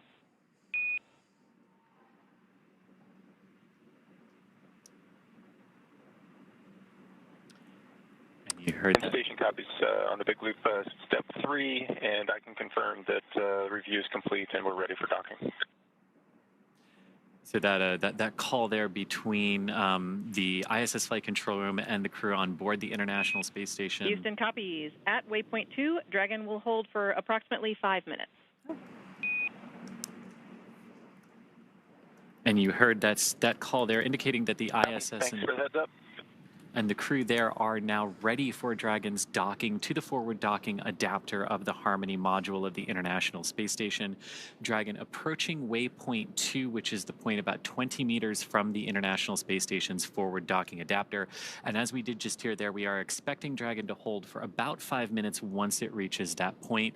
It crossed through waypoint 1 and waypoint 0 without having to hold. But again, these waypoints or checkpoints are places we can hold if we need to, and if we don't, we can proceed forward through them. And so we have gone through 2 of those waypoints, so waypoint 0 and 1, and so now Dragon is less than 200 meters away from the International Space Station, about 170 meters currently away from its target of that forward node 2 forward docking port. And there you're seeing a great view on your screen of the Dragon Endurance spacecraft as it makes its final approach to the International Space Station. The teams in Mission Control Houston the teams at the International Space, or not the International Space Station, the SpaceX Mission Control teams behind us are, of course, doing some final go, no-go polls for docking. It's one of the final checkpoints between those teams to make sure everyone is good to proceed and to dock. We did hear that there will likely be a brief hold at waypoint 2. And again, that waypoint 2 is just 20 meters away from the International Space Station, so very close at that point. So they will hold briefly, and then from there, we will have our final approach and docking. We will have an initial soft capture. We did hear that the soft capture ring was being extended a few minutes ago. And then from there, they will begin to deploy those hooks, 2 sets of 6 for a total of 12 hooks to get that hard capture.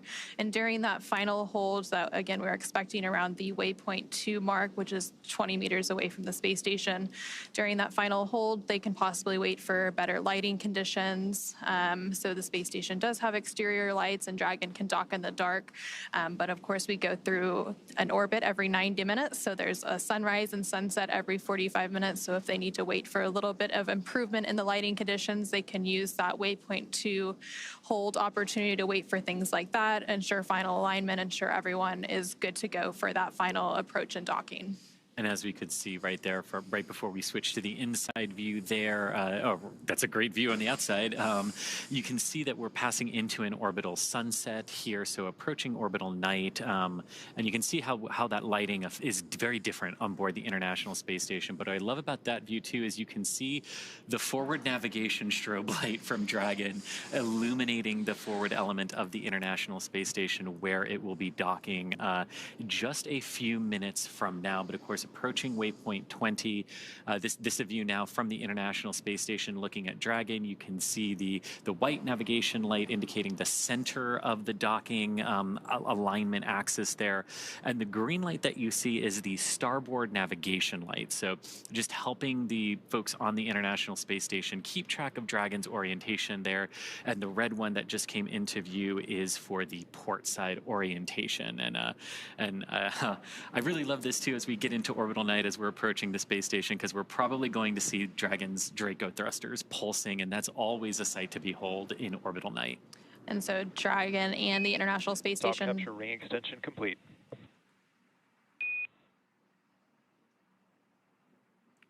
And we just heard confirmation that that soft capture ring extension has been fully completed. So that extension of the soft capture ring, it's fully out and ready for that soft capture, that initial contact with the International Space Station. So right now, the International Space Station and Dragon are currently flying over Canada. And they're continuing to make its final approach to the International Space Station, currently just over 100 meters away as it makes its way to that waypoint 2, which is 20 meters away. So a little over 80 meters to go to the international, or to that waypoint 2. And then that final initial capture, and then we'll have the hooks deploy and have that hard capture milestone. Now, as you're looking there at the SpaceX Mission Control here in Hawthorne, California, where we are, Dragon up on orbit as it is approaching waypoint 2 on that docking axis for the forward docking adapter. It's approaching the space station very, very slowly, about a few tenths of a meter per second. And it's also trying to keep in proper alignment with that docking port. But again, waypoint 2 is where we're going to stop based on the calls, and we can do some final alignment alignments there and final checkouts. But so far so good for Dragon. About 28 hours after liftoff now, after lifting off from the Kennedy Space Center yesterday afternoon at 7:03 p.m., completing the docking in just a few minutes from now. And so Dragon is now less than 100 meters away from the International Space Station as it continues to make that final approach. And so right now we're seeing those live views of the SpaceX Mission Control team here in Hawthorne, California. And typically we'll go back to these views when we do have those brief loss of signal between the International Space Station and Dragon and the ground. And we'll regain those views shortly. It's just a handover between satellites. So that tracking and data relay satellite system that the International Space Station relies on, they have a brief handover period between satellites, which causes a loss of those views periodically throughout our coverage. Kind of like going from cell phone tower to cell phone tower. And so let's see, Dragon is less than 80 meters away, so continuing to approach waypoint 2, about 60 meters to go until it reaches waypoint 2. Again, we are expecting Dragon to hold at waypoint 2 for just a few minutes to ensure final alignment, to ensure lighting conditions are good before we have that final docking. We are expecting that docking to take place around 9 a.m. Pacific, a little bit later than that. And right before that final docking takes place, we will hear that call for CHOP that we mentioned previously, which is the crew hands-off point. So right after you hear that call is typically when that soft capture takes place. And that CHOP call that we've been talking about, and basically what that means is the crew can no longer manually abort Dragon away from the International Space Station if there should be a reason to do so. It would all be based on Dragon's automation at that point. Everything going very well for Dragon as it continues to approach the space station. The crew monitoring the automated approach for the vehicle, as well as any escape options they might have to do, but again, not expecting to have to use those. Station Houston, on the big loop, the no exercise constraint for docking begins now. Station copies. And so you did just hear a call up from the Capcom or capsule communicator at Mission Control in Houston to the crew on the International Space Station, mentioning that the exercise constraint has started. So typically when you have visiting vehicles such as Dragon arriving and departing the International Space Station, there are constraints on crew exercise, and that's basically to prevent additional loads from being imparted on the station during these dynamic operations. And I love this sort of night vision-esque view here from Dragon looking at the International Space Station. So this is a view from the Dragon Endurance carrying the Crew-10 Crew. The forward docking port there is in the center of your screen, sort of being illuminated every few seconds by that light from Dragon. And what I love about this is you can see the Crew-9 Dragon directly above that docking port. And of course, Crew-9 going to be coming home after a brief handover period with the Crew-10 Crew. And then inside of Dragon Endurance here, you have Commander Ann McLean on the left-hand side of your screen, pilot Nicole Ayers on the right. Next to Nicole is Roscosmos cosmonaut Kirill Peskov, and on Ann's left is JAXA, or Japanese Aerospace Exploration Agency astronaut Takuya Onishi. Ann and Takuya are returning to the International Space Station for their second long-duration missions, and Nicole and Kirill are on their first missions to space. So it's getting pretty real for the 4 crew members that make up Crew-10. Right now, they are just under 25 meters away from the International Space Station, so just outside of that waypoint 2, which is that point at which Dragon will hold for a few minutes. On the big loop, you see we're approaching waypoint 2. Crew visors are closed. Copy. Crew-10 visors are closed. We did just hear that confirmation that the crew is approaching waypoint 2, so they see that on those screens in front of them. They see the distance, and they're able to monitor that approach as well.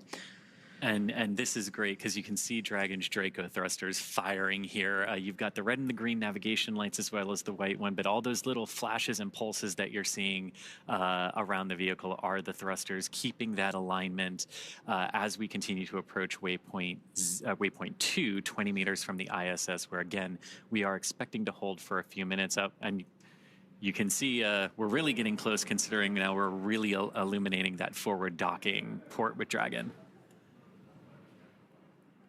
And so Dragon is actually at that waypoint 2 mark now, just around 20 meters away. So we will have that hold briefly.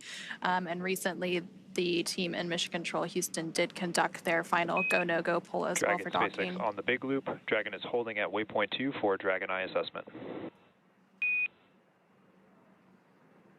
You hear that confirmation. SpaceX Dragon, copy. And you hear that confirmation that Dragon is holding. Now you're on the left-hand side of your screen as you're looking from the ISS's camera out at Dragon. Even though we've said Dragon is holding, you're still going to see some of those thruster pulses because holding in space is not like just stopping your car that holds the same position. And Dragon SpaceX on the big loop. Ground is bold go and will be enabling approach shortly. Confirm crew readiness for final approach.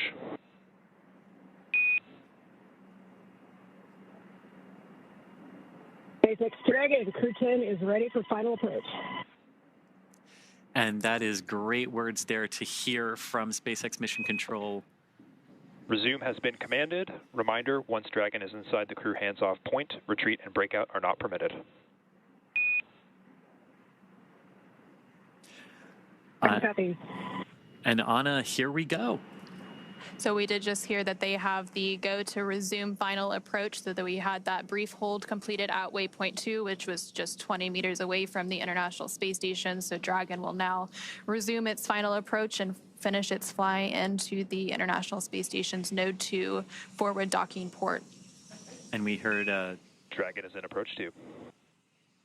Your good confirmation of Dragon in that approach 2 mode, meaning it has passed waypoint 2 and is coming into the station. Again, you can see Station Houston on the big loop. Dragon is on final approach and is go for docking. Monitor per steps 5 and 6 in 1.102 Dragon approach and retreat monitoring. Station copy. and that was the call from the International Space Station Flight Control Room to the crew on the ISS. Again, just everyone confirming, making sure everyone's on the same page, as Dragon is now very close to docking with the International Space Station here today. And so Dragon is now just 17 meters away from the International Space Station and continuing to close in on its target. Coming up here shortly, we will likely hear that call out for CHOP, which stands for Crew Hands Off Point. That typically takes place less than 30 seconds before docking. So as soon as you hear that, you know that that docking will take place very soon after. And then at that point, when we hear the CHOP call out, any aborts will have to be done automatically by Dragon. And so also on the International Space Station, we have NASA astronaut Nick Hague monitoring this final approach. And then once Dragon is docked, NASA astronaut Butch Wilmore will walk through those hatch preparation and opening steps to welcome the crew on board. And Dragon is now less than 14 meters away from the International Space Station and continuing that final approach. These very delicate series of maneuvers now. Dragon approaching very, very slowly relative to the International Space Station. Again, we talked earlier that launch is all about accelerating the vehicles to orbital velocity, and even though both Dragon and the ISS are traveling at about 17,500 miles per hour or 27,500 kilometers per hour, they are moving very, very slow, like 1/10 of a meter per second in relation to each other right now. Dragon now at about 10 meters away from the International Space Station. We're standing by for that call out for CHOP here shortly. SpaceX Dragon, 10 meters. Copy, 10. And again, you're looking at the forward docking port of the International Space Station, which is mounted to the Harmony or Node 2 module of the space station. The Crew-9 Dragon, which has been there since September, is also attached to a docking port on this module, and that Dragon is actually just off the top of your screen there as Crew-10's Dragon comes in for docking in just a few moments. And I love these views again. You've got the Dragon, you've got the ISS staring at Dragon on the left-hand side of your screen, and you've got Dragon looking at its docking port on the ISS on the right. And Dragon is now less than 7 meters away from the International Space Station as it continues to make that final approach. Traveling with a range rate of less than 0.082, which, as you mentioned earlier, it continues to get slower and slower as we make this final approach. 5 meters. Copy, 5 meters. So the next call we should hear is CHOP, or that crew hands-off period. followed moments later by docking. That typically comes at about 2 meters away from the International Space Station. Right now, we're less than 4 meters away.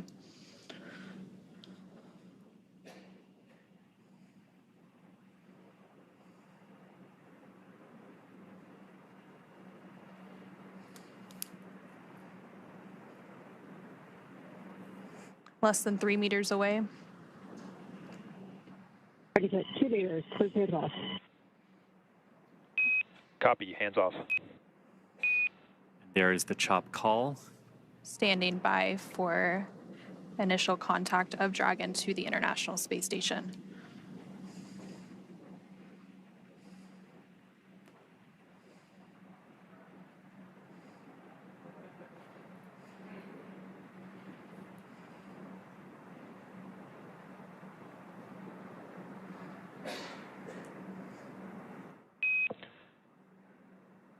Dragon contact and soft capture complete. And there you heard Dragon has successfully docked to the International Space Station. We have contact and soft capture confirmed. Soft capture meaning that the initial soft capture ring around Dragon has physically connected with the International Docking Adapter. And this is just the first part of the overall docking sequence, Anna. And so we did have that contact confirmed at 9:04 p.m. Pacific, 11:04 p.m. Central, while both Dragon and the International Space Station were flying 260 stat-sheet miles. Capture ring retraction in progress. Flying 260 stat-sheet miles over the Atlantic Ocean, and we did just hear confirmation that that soft capture ring is now beginning to retract. So they're beginning those steps to firmly attach Dragon to the International Space Station so that we can have what is known as a hard capture. And again, as we mentioned earlier, like all the timings of these events are a little nebulous and they can change around by a couple of minutes here. So while we were expecting completion of we're expecting the completion of soft capture ring retraction, which we heard was already underway in just a few minutes. That will be followed by the start of the hard capture sequence, which is a series of 12 hooks that are separated into 2 batches of 6 that drive between Dragon and the International Space Station to really hard connect them together. And then after we have that, we have a whole bunch of other things that sort of come into place at that point once Dragon is securely on the Harmony module of the ISS. Once those soft capture systems retract, the spacecraft will we're getting closer for the hard capture. And then and that's about a 15-minute process. And so once those hooks are fully driven, so those 2 sets of 6 hooks for a total of 12, then we will see those umbilicals deploy. And again, that helps to hardline the data and power from the International Space Station to Dragon. And then the crew on the International Space Station, as well as Dragon, will get ready for the hatch opening operation. So they will have to pressurize the vestibule. Again, that is that space between the Dragon hatch and the Space Station hatch that was previously exposed to the vacuum of space prior to this docking. Again, we had that docking initial capture at 9:04 p.m. Pacific. So they will work to pressurize that space, perform a series of leak checks, and then once everything is good and they get the go-ahead, they will open those hatches. Again, there's the hatch on Dragon that has to be open, as well as the station hatch, to then bring the Crew-10 onto the International Space Station. And there you're actually getting a live view from the International Space Station looking at the station hatch that will have to be opened before you can get to the Dragon hatch and bring the crew on board. And they will be welcomed by the Expedition 72 crew. And they will have a brief welcoming ceremony, and then they will go into a safety briefing and get up to speed and adjust to life on station. Again, completing that handover period with the Crew-9 crew before Crew-9 returns home. And then they get to work, because as exciting as the last 28 hours have been from launch until docking, this is just the beginning of a multi-month mission for Crew-10. They're joining the Expedition 72 crew, which has been ongoing for the last few months aboard the International Space Station. And about a month from now, when a Soyuz crew rotation from Russia completes, that will actually mark the start of Expedition 73, which our Crew-10 crew will be joining. And of course, there are about 200 science experiments that the crew will be performing over the course of their multi-month mission up there. And I can't wait to see it and everything that they're going to be able to do up there. So they will be contributing to about 200 different experiments and technology demonstrations from human research. They're doing some flammability studies. Ring retraction complete. Docking sequence is holding for MCS reconfiguration. And we did just hear confirmation that the soft capture ring has been fully retracted. So again, that soft capture that happened with the initial contact about 4 minutes ago at 9:04 p.m. Pacific, 11:04 p.m. Central, as the International Space Station and Dragon were flying over the Atlantic Ocean. They are going to hold that docking's hard capture sequence a little bit to make some final configurations. We do expect that full hard capture process to take about 15 minutes, so we have about 10 or so more minutes to go there. The next step in that process will be to begin to deploy those hooks. Again, there are 12 total hooks that have to fully engage and really bring Dragon in for a nice hard seal to the International Space Station's forward docking port. And sort of like a lot of things with spaceflight, docking is not just a singular instantaneous event when the two vehicles actually meet and connect with one another. There's the soft capture, which we're through with Dragon right now. There's also, like the vehicles are moving in relation to one another at docking, so they've also got to make sure that any motion between them is dampened out and that they are really ready for that hard capture connection. And there you're seeing a live view on your screen on the right-hand side. That's a view from the International Space Station of the Dragon spacecraft Endurance, now docked to the International Space Station's Node 2 forward docking port. And again, that docking took place at 9:04 p.m. following an approximately 28-hour journey. Station Houston, on the big loop, MCS configured, proceeding with hook driving. Station copies. And there we hear good confirmation that what we were waiting for there and holding the docking sequence has been, we've gotten through that, and now we are going to begin that hard capture sequence, and that's what you were talking about, Anna, driving the series of 12 hooks, 6 at a time, to form that hard capture. And again, we expect that process to take about 15 minutes, but it really is great to see the Dragon Endurance back on the space station. Its 4th trip to space. This particular capsule has launched the Crew-3, Crew-5, and Crew-7 missions, and of course returned those astronauts safely to Earth. And now it's doing it again for the 4th time for the Crew-10.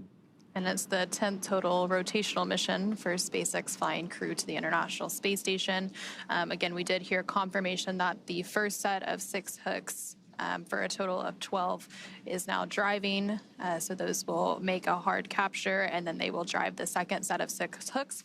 And then from there, we will have confirmation of that hard capture, and then they will deploy some umbilicals and then begin that pressurization and leak check series before we have hatch opening and welcoming Crew-10 on board the International Space Station. Of course, it's been a pretty long journey for Crew-10.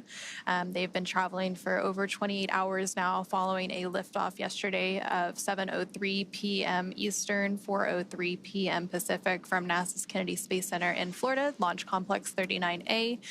They had approximately 9-minute ride to orbit before we had that orbital insertion and second engine cutoff, and then they've been traveling in free flight since then. They had a series of burns that set them up for a docking today at 9:04 p.m. Pacific. They first had their phase burn, and that was completed yesterday at 4:52 p.m. Pacific, followed by a boost burn at 12:08 p.m. Pacific, a close burn a little bit after that at 12:50 p.m. And then they had a mid-course out-of-plane burn, a transfer burn, co-elliptic burn, and just recently we had that approach initiation burn. So a lot of burns to set them up and get them on a track to where they are now at the International Space Station. And after that sequence of burns, it went pretty good after that point. We saw Dragon cruise through the waypoint 1 and waypoint 0 targets of 400 and 220 meters respectively from the International Space Station, and then close into that waypoint 2 where a brief hold, and then right on in for a picture-perfect docking over the North Atlantic.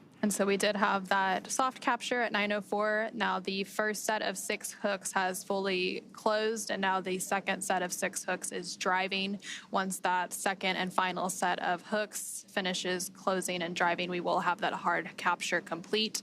And then from there, they will, of course, begin the pressurization process of the vestibule.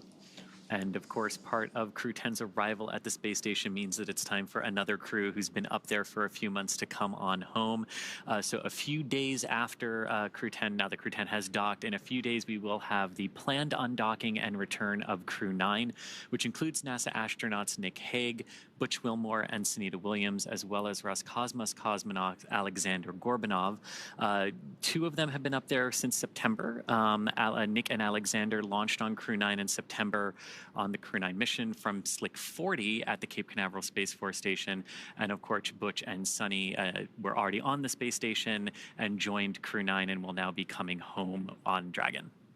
So they will do that brief handover period. The handover period between crews is pretty typical. We like to ensure a continuous presence of U.S. crew, and then the Crew 9 will help bring Crew 10 up to speed as the new arrivals and get them adjusted to space station life before they return home. And so that second set of 6 hooks continues to drive. We had that initial docking about 10 minutes ago at 9:04 p.m. Pacific, and typically it takes about 15 minutes to have hard capture complete, so we should be approaching that milestone here shortly. And as all of that is happening and those umbilicals are being connected, hard capture complete.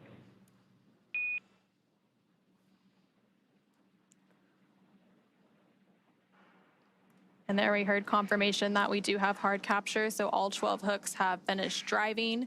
And then from there, the umbilicals will start to deploy, and that again brings that hardline data and power from the International Space Station to Dragon.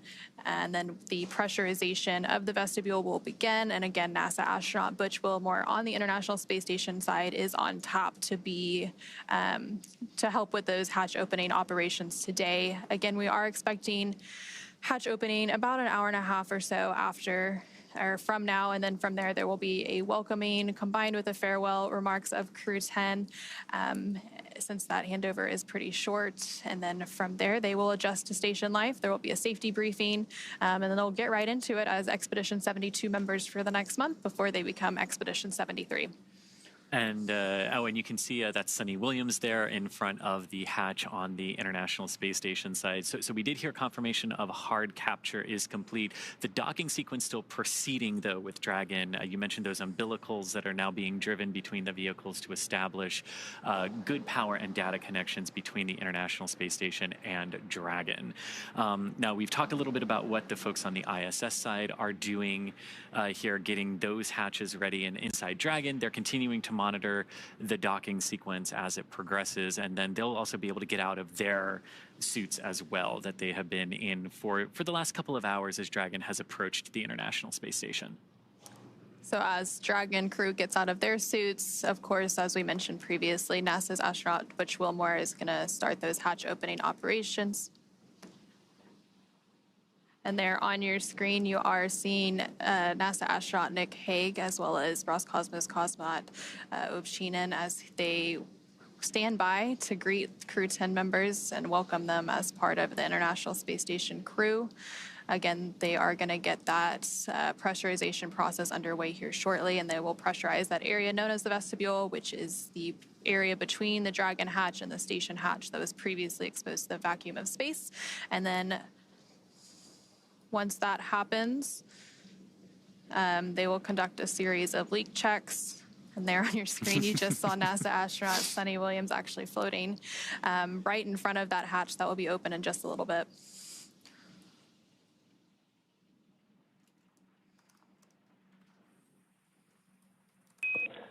Dragon, SpaceX on the big loop. Docking sequence complete. Ground will be enabling hardline power and comm connections shortly. You are go to doff suits per procedure 4.012. Crew 10, welcome aboard the International Space Station.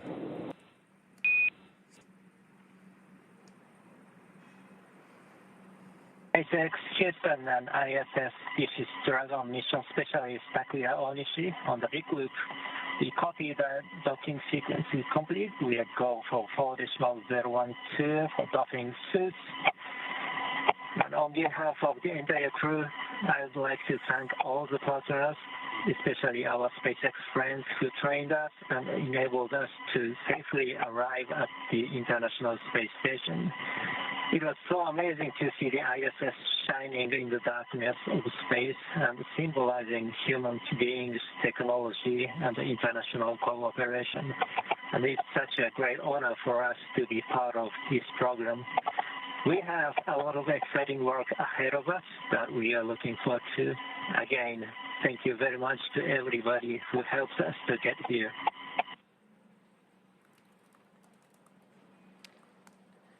And there you just heard some really nice words between Crew-10 as they have now arrived at the International Space Station. We do have that confirmation of hard capture complete.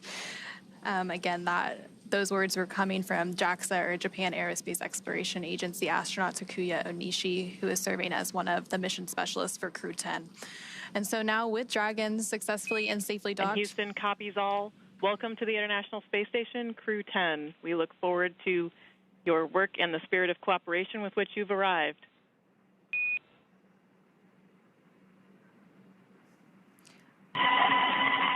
Thank you very much, Dennis. And there's some words from the capsule communicator, Capcom, in Houston and the International Space Station Flight Control Room. Back to Crew-10, and again, now with Dragon docked, that's going to wrap us up for our coverage here in Hawthorne, but our coverage for Crew-10 won't stop there. That's correct. It's great to see the Dragon Endurance docked back at the station and see Crew-10 ready to begin their multi-month mission in there. In a minute, we're going to toss it back to Gary in Mission Control Houston to take us through the vestibule depressurization hatch opening, and then we'll see NASA astronauts Anne McClain and Nicole Ayers, along with JAXA, or Japan Aerospace Exploration Agency astronaut Takuya Onishi and Roscosmos cosmonaut Kirill Peskov float into the International Space Station. But first, let's do a quick recap of how we got here. The crew suited up yesterday before their launch and then had their ride to the pads in those sleek-looking Teslas before ingressing an even sleeker-looking Dragon.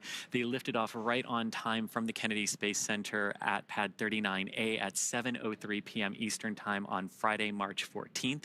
Stage 1 successfully returned to a landing at Landing Zone 1 for recovery and reuse a few minutes later. Dragon separated from the second stage of Falcon 9, and once it was safely in orbit, deployed its nose cone to reveal that docking adapter and all the navigation aids needed to get to the International Space Station. Dragon also completed 5 major burns on its journey to the International Space Station, coming in for a docking at 9:04 p.m. Pacific Time, 11:04 p.m. Central Time today, March 15th, 2025.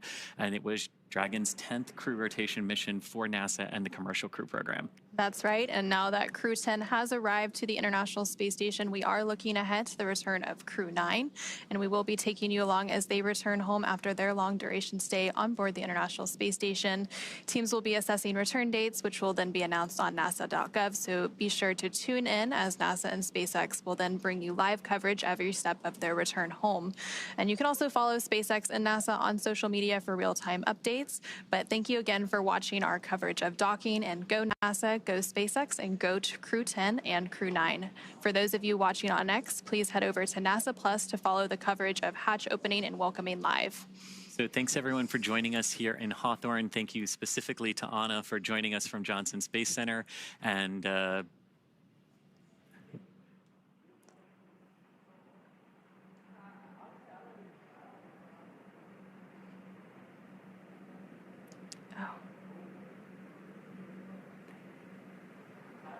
And thank you, everyone, again for tuning in. We'll now go ahead and pass it over to NASA's Gary Jordan at the Johnson Space Center in Houston, who will continue sharing the mission of hatch opening and welcoming as the crew prepares to board their home for the next few months, the International Space Station. Thank you so much.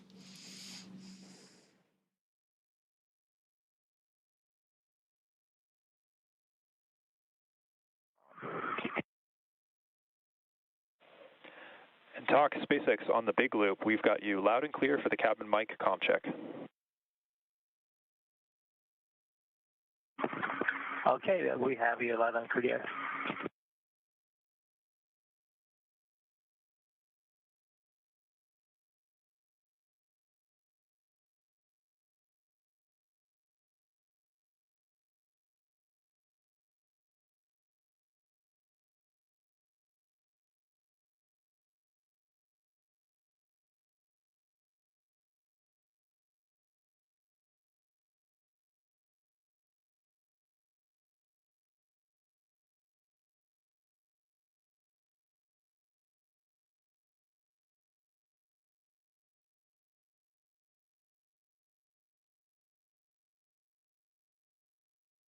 This is Mission Control Houston. You're looking at a live view of the International Space Station Flight Control Room. Thanks to Anna and Chris over in SpaceX Mission Control in Hawthorne, California. We just wrapped up our joint coverage of Crew-10's arrival to the International Space Station, docking at 11:04 p.m. Central Time, 9:04 p.m. Pacific. The International Space Station and Dragon were flying 260 statute miles over the Atlantic Ocean at the time of docking. Now that the docking sequence is complete, which means the ring is fully retracted, hooks are driven, and the umbilical is extended, draw power from the International Space Station, and transfer data, crew inside Dragon is getting prepared for the next set of procedures to configure Dragon in such a way for its extended stay aboard the International Space Station, while the crew aboard the International Space Station prepares for opening up the hatches on the other side. Now, the hatch opening sequence is quite extensive. We're expecting the Dragon hatch to be opened a little less than an hour and a half from now. The projected time is 12:45 a.m. Central Time on March 16th. However, this is a variable time. It is the expected time that the Dragon hatch will open. Shortly after, we are planning a welcome ceremony as well as a farewell ceremony, given a shorter duration handover period for the crew aboard the International Space Station before Crew-9 undocks. We will say hello to the Crew-10 astronauts and cosmonaut aboard the International Space Station, welcomed by Expedition 72, while Crew-9 says farewell ahead of their next few days of getting their SpaceX Dragon spacecraft configured for undock and return to splash down off the coast of Florida. Right now you're looking at Dragon Endurance docked to the forward port of the International Space Station. Crew-9 Dragon docked to the zenith port.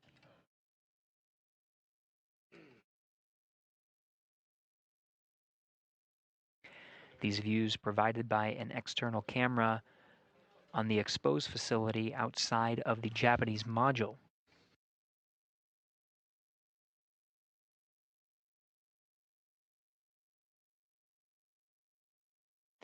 Right now we are in an orbital sunrise, so we are seeing Dragon being illuminated by the sun as we cross the terminator line.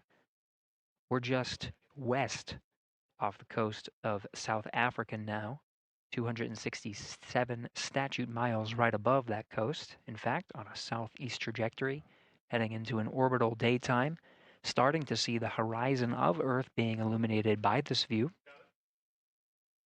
We're again following the procedures inside the International Space Station. We've been hearing the voice of NASA astronaut Nick Hague, whose responsibility for the past few hours has been the monitoring task of Crew-10's arrival to the International Space Station, receiving data via a common communications for visiting vehicles link between the International Space Station and Dragon, providing telemetry and allowing Hague to monitor Dragon's safe approach, docking again at 11:04 p.m. Central Time. Now that Dragon is docked and the crew is getting ready to open the hatch on the International Space Station side, it's Butch Wilmore who is tasked with the responsibility of opening up the hatches. In fact, he's in the Node 2 module right now. The Node 2 forward hatch is open. Throughout our coverage today, it will take some time to open up those hatches. It's quite a lengthy procedure that needs to be done carefully, and we will be continuing to orbit the Earth, handing over between our coverage of TDRS satellites that are providing video from the International Space Station. We're now in a short handover period and expecting to regain those views very shortly.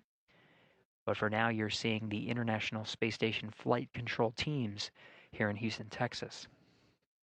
It's Allison Bollinger, that is the flight director for today. Dragon on Dragon to ground. On Dragon to ground.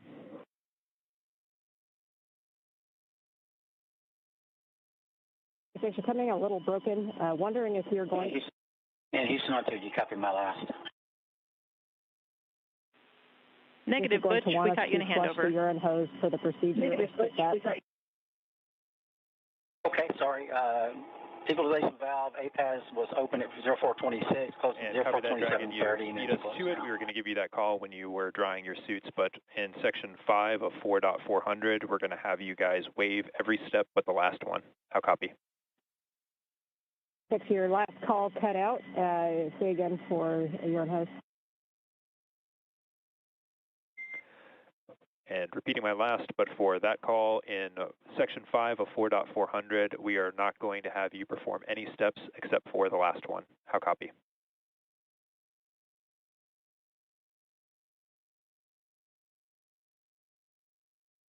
SpaceX Dragon, your call keeps cutting out after about a sentence. Trying again shorter, do not perform section 5. How copy?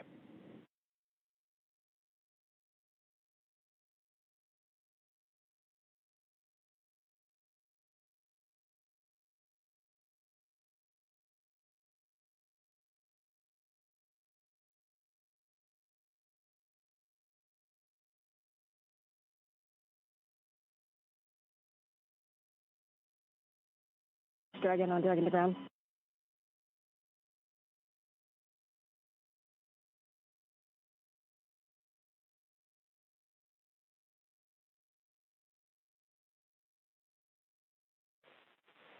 And Dragon SpaceX on the big loop, with Dragon to ground being in and out, we can report here that there's no need to perform section 5 of 4.400. How copy?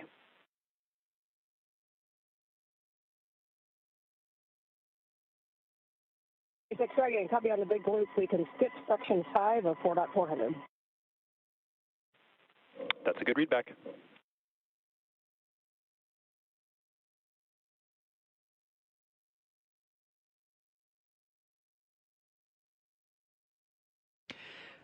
This is Mission Control Houston following along through the procedures. Crew 10 working through the steps inside Dragon Endurance, a view from which you are seeing the outside of the spacecraft from a camera mounted on the exposed facility of the Japanese module.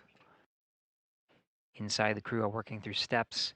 They wore their SpaceX launch and entry suits through the duration of today's procedure, docking to the International Space Station as a safety precaution, closing those visors and having the suits as an extra layer of protection. Now that we are docked and hard docked to the International Space Station, that docking sequence complete, the crew may doff or take off their suits and start configuring the cabin of Dragon for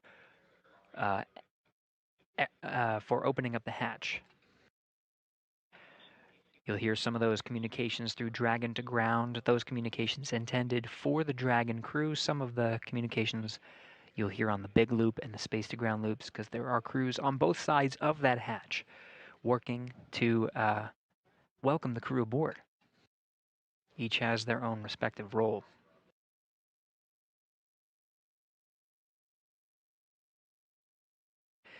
Again, while the Endurance crew works to doff their suits and configure the Dragon cabin, International Space Station flight engineers working to open up the hatches and welcome the crew aboard.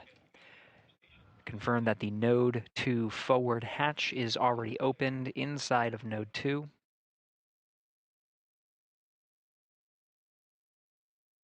Next will be the APAS hatch. The APAS hatch is the last hatch on the International Space Station side. There is a vestibule that separates that hatch from the Dragon hatch, and that vestibule right now is at vacuum. Part of the procedures that the crew will undergo, namely NASA astronaut Butch Wilmore, will be to turn a valve and introduce air into that vestibule, bringing it up to pressure. Pressure inside the International Space Station and Dragon is that of sea level, 14.7 psi. The procedure to take that vestibule up to vacuum is slow and steady. They make sure that there are no leaks at about 5 pounds per square inch, settling there, making sure that there are no leaks present before bringing it fully up to pressure at 14.7 psi. ISS power connection established.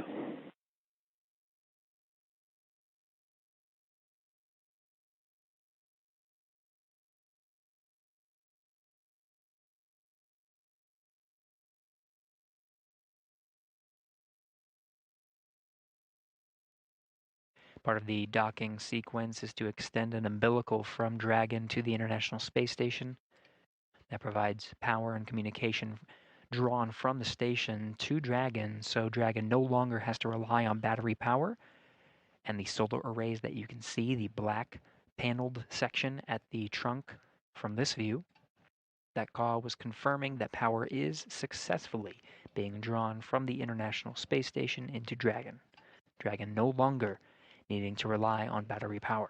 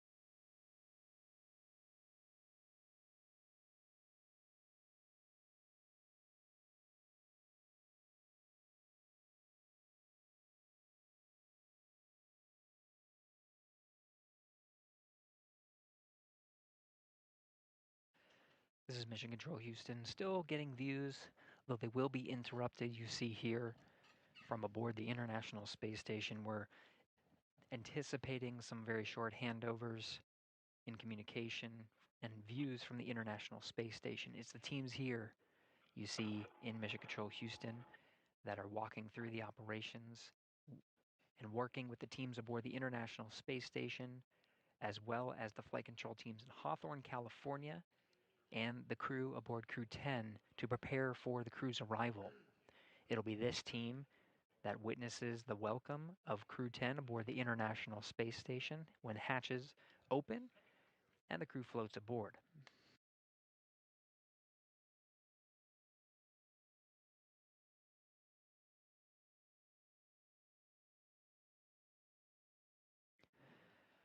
Right now we're expecting hatches to open at approximately 12:45 a.m. Central Time. This is an estimated time based on the docking time from this evening. Again, that was 11:04 p.m. So based on the procedures that the team has ahead of them, this is the estimated hatch opening time. We will remain on air and continue our coverage of the hatch opening procedures and welcome ceremony aboard the International Space Station. As a reminder, when we do the welcome ceremony, it will be a unique event in that it will be both a welcome for Crew-10 and the 4 astronauts and cosmonaut aboard, and a farewell to Crew-9.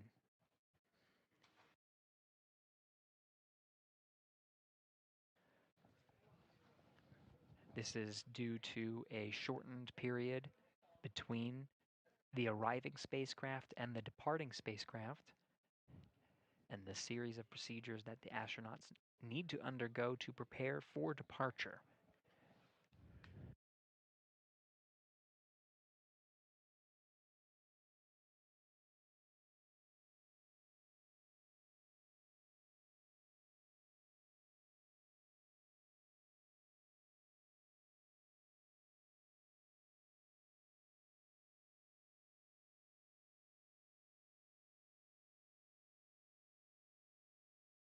Okay, and Houston, I'm showing 15 minutes.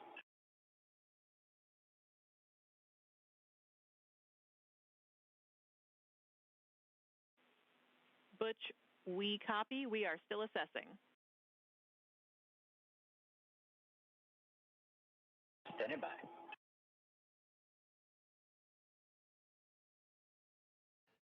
Tess Caswell is the Capcom here in the room today. In the blue blazer, Allison Bollinger.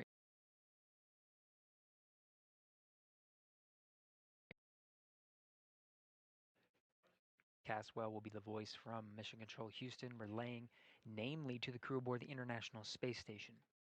Through these hatch opening procedures, it's Caswell's responsibility to communicate with the crew inside station. This includes NASA astronaut Butch Wilmore, tasked with the hatch opening procedures, as well as Nick Hague, who is in the monitoring role during Crew-10's arrival and docking, or approach and docking to the International Space Station. It'll be the voice of the SpaceX Corps, who we will continue to pull into our broadcast. That'll be communicating with the Crew-10 astronauts and cosmonaut aboard Endurance, walking them through their procedures. We already heard them talking specifics about procedures needed for suit doffing. This means taking off their launch and entry suits that are necessary for the critical phase that is contact and capture of Dragon to the International Space Station. Once they go through that dynamic phase, they are taking off their suits and putting on something a little bit more comfortable. They will not be in their SpaceX launch and entry suits when they enter the hatch and are welcomed by the crew.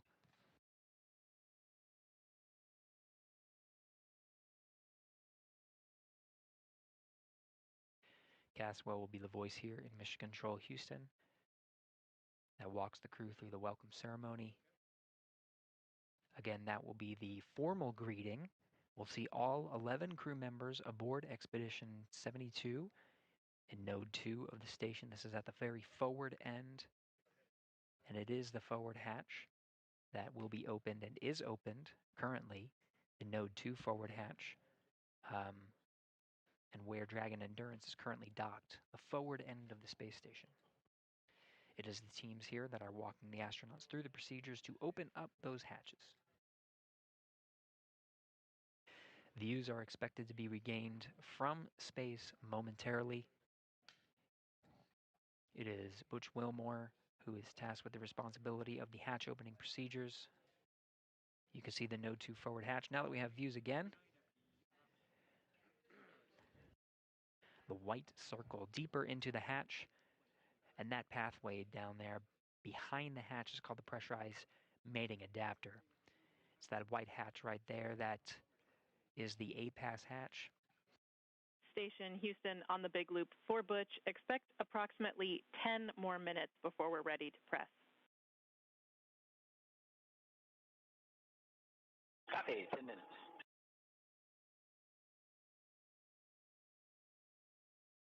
Prior to Dragon's arrival at the International Space Station, the International Docking Adapter, which is on the other side of the hatch, just right there, has been exposed to vacuum and the harsh conditions of space, being exposed to intense sunlight and sunsets, plus 200 degrees Fahrenheit and minus 200 degrees Fahrenheit in sun and shade, respectively. Because of this, this introduces some significant thermal constraints and thermal conditions in that vestibule. Now, when Dragon docks, that vestibule is at vacuum, and the task here is to bring, you can sort of see the black structure on the right of your screen there. That's the pressurized mating adapter. Of course, Dragon, you can see that there. But the white in the middle, that's the International Docking Adapter. That is that vestibule. It is that section there that needs to be pressurized up to 14.7 pounds per square inch. What the teams here are relaying is that those thermal conditions need to dampen out. If they were to pressurize now, there would be too much fluctuation to accurately read if there is indeed a leak. Could it be a leak, or could it be the thermal fluctuations from the intense environment that was in that vestibule?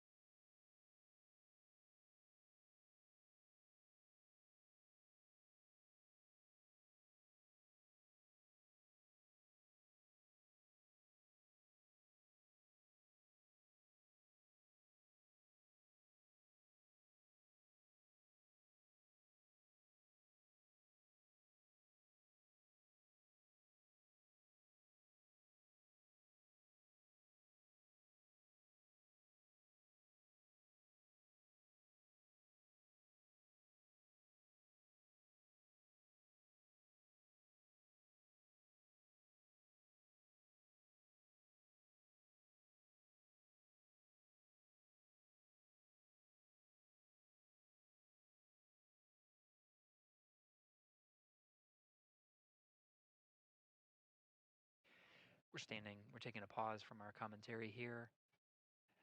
Flight Director Allison Bollinger is addressing the teams for some of the upcoming procedures for today. We're just listening in.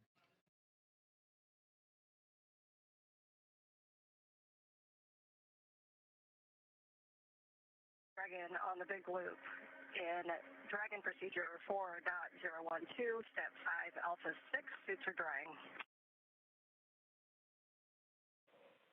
Copy, we're with you for suit drying.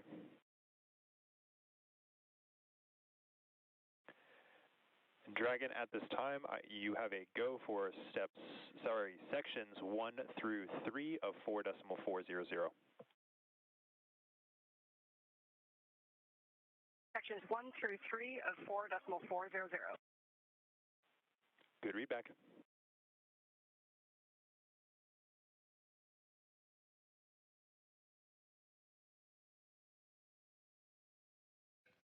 As we get live views from here at Mission Control Houston, the calls you heard were of Commander Ann McLean inside Dragon Endurance, speaking with the core, the equivalent Capcom role over at Mission Control, the SpaceX's Mission Control over in Hawthorne, California. You heard that they completed their suit doffing and are now drying their suits, setting them aside, going through the next steps of procedures. Meanwhile, inside the International Space Station, the crew is preparing, the Expedition 72 crew is preparing for Crew 10's arrival. An excited NASA astronaut Sonny Williams with camera in tow, getting ready to welcome the crew.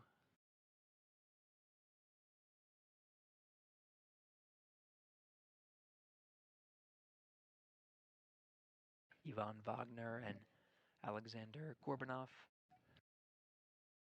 here in view as well. It'll be the entire Expedition 72 that greets Crew 10 as they enter through the hatch.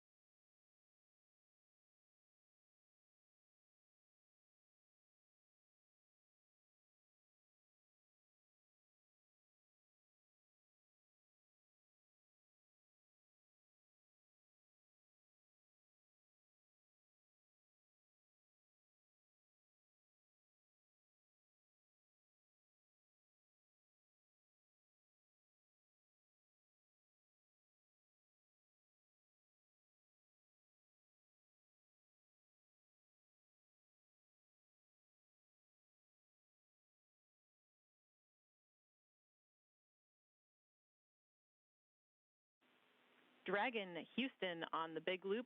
Stand by for hardline audio config.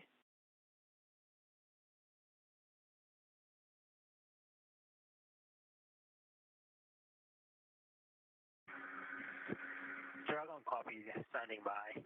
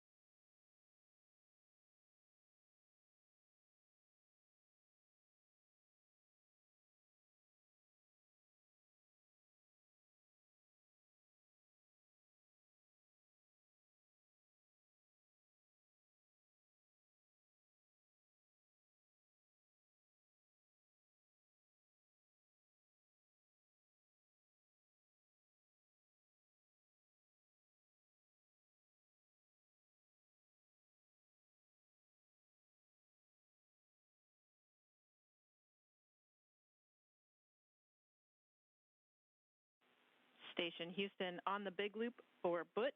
You are go in step 3.1. Decimal 1. And Dragon Houston on the big loop. Com check, hardline audio config complete.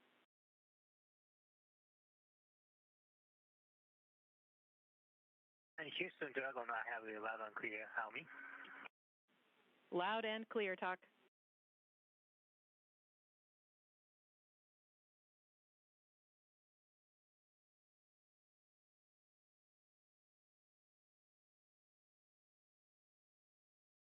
One's complete. Houston copies.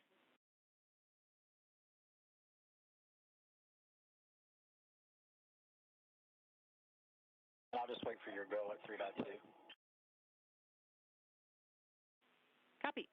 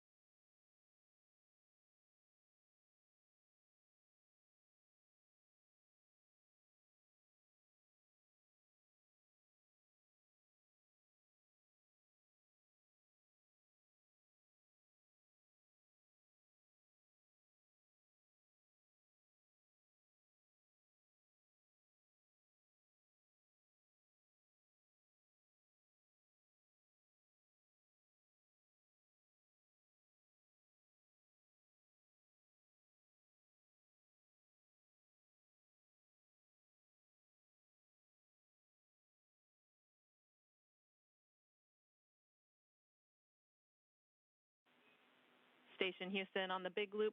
Butch, you are go in step 3.2. 3.2.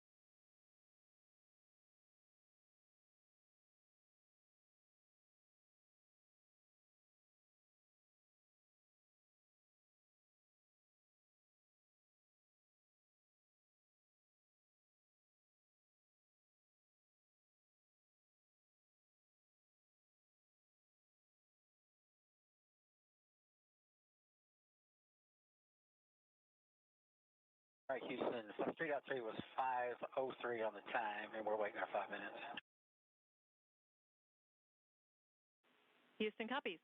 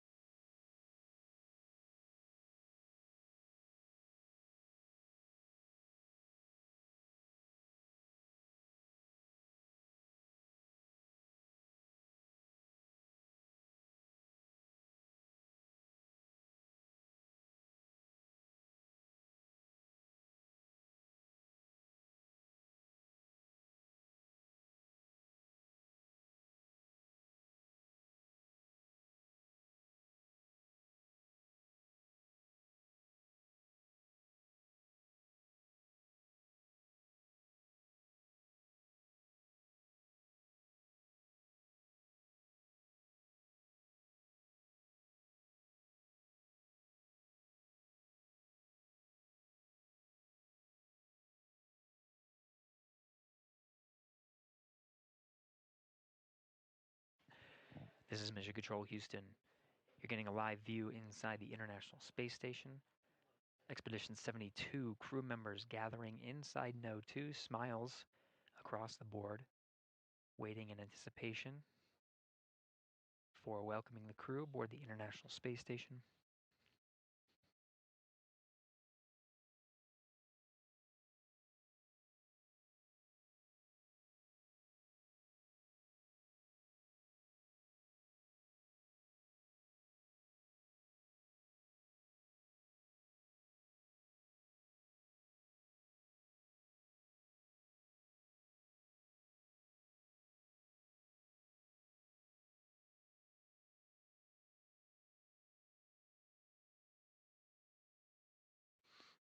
So what the crew is doing right now is, of course, on the timeline, really is the welcome of Crew-10 to the International Space Station. Now, in the back end there of the pressurized mating adapter, you can see the hatch. There's sort of center of your view. This is where we're going to see Crew-10 being welcomed. The hatch on the far end there is called the A-Pass hatch. This is on the station side. That one, they're still waiting for a go to go ahead and open that up. There's still another hatch once the A-Pass hatch is open. That's the Dragon hatch. That's the time that will report that hatches are open. There are 3 that are needed to connect the Dragon crew with the station crew. The A-Pass hatch, of course, on the other side is the vestibule. Once the vestibule is pressurized from vacuum up to the same pressure that's inside the International Space Station, that's 14.7 psi, we should be expecting NASA astronaut Butch Wilmore, who is the astronaut tasked with hatch opening procedures, to go through. We're showing 5 minutes. We're going to open the hatch.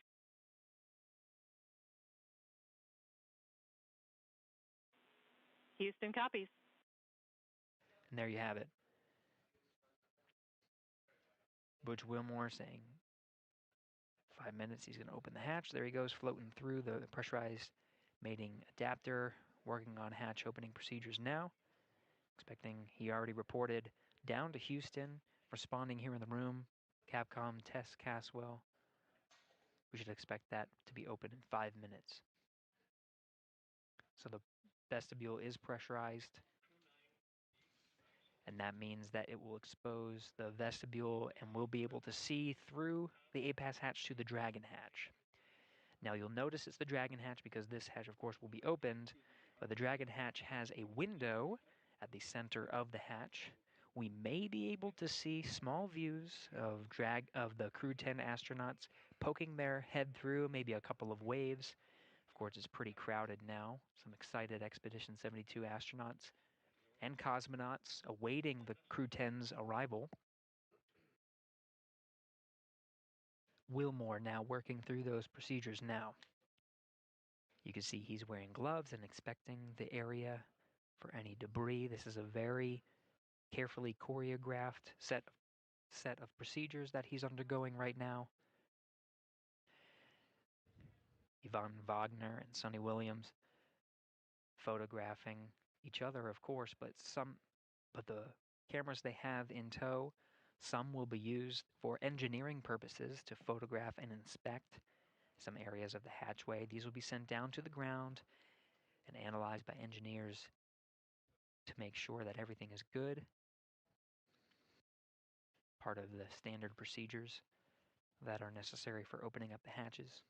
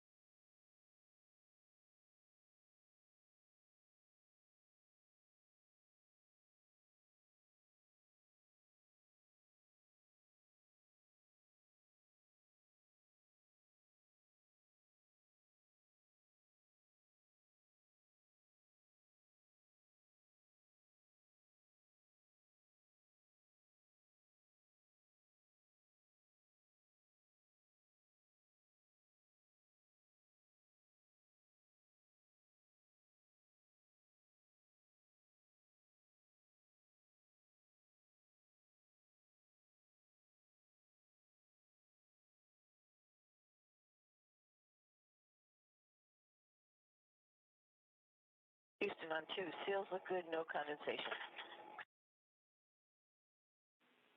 Houston copies.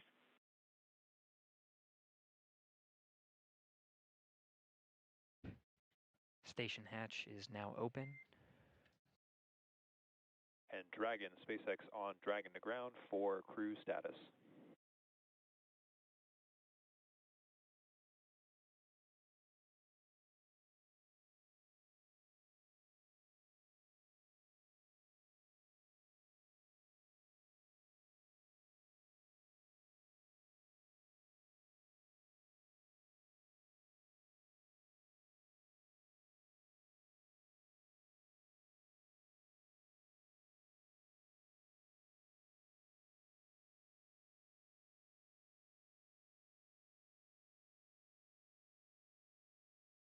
It's Vapor on Dragon to ground. Go ahead.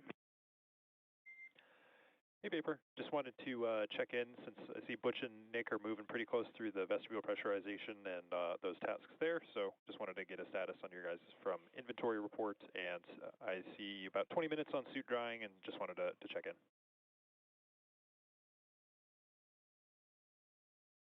Yep, we're tracking about 20 minutes on suit drying as well. You've got 1.5 of us changed, and then the other 2 are doing the inventory and packing right now, and we'll get you the water and food inventory soon. Okay, SpaceX copies all.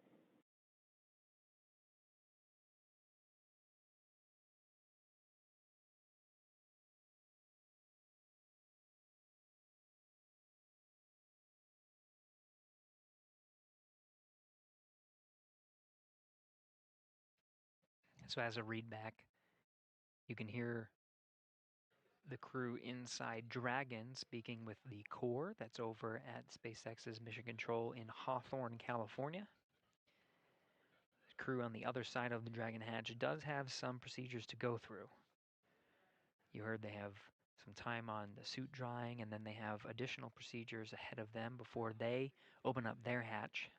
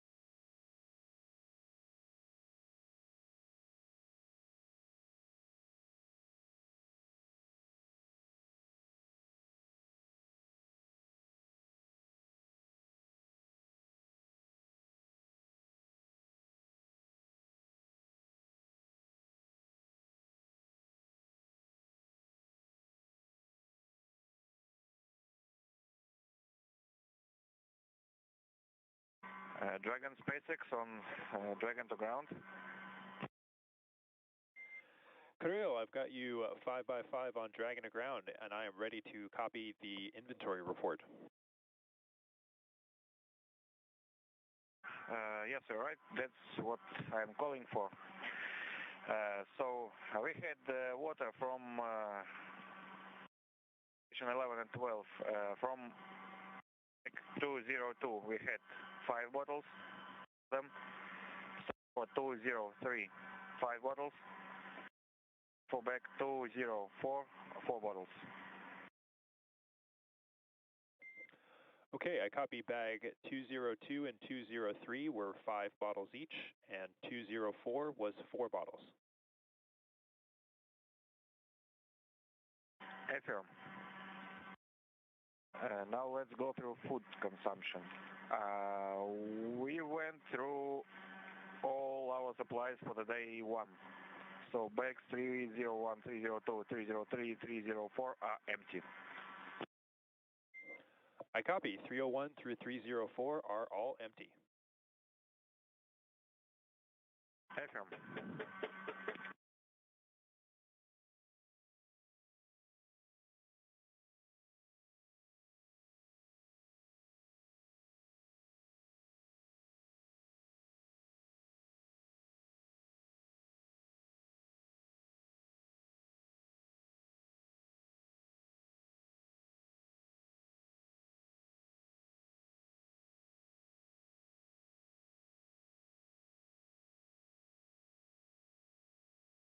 In Houston, we're up to step 4.9. Station's ready for Dragon hatch equalization. Houston copies.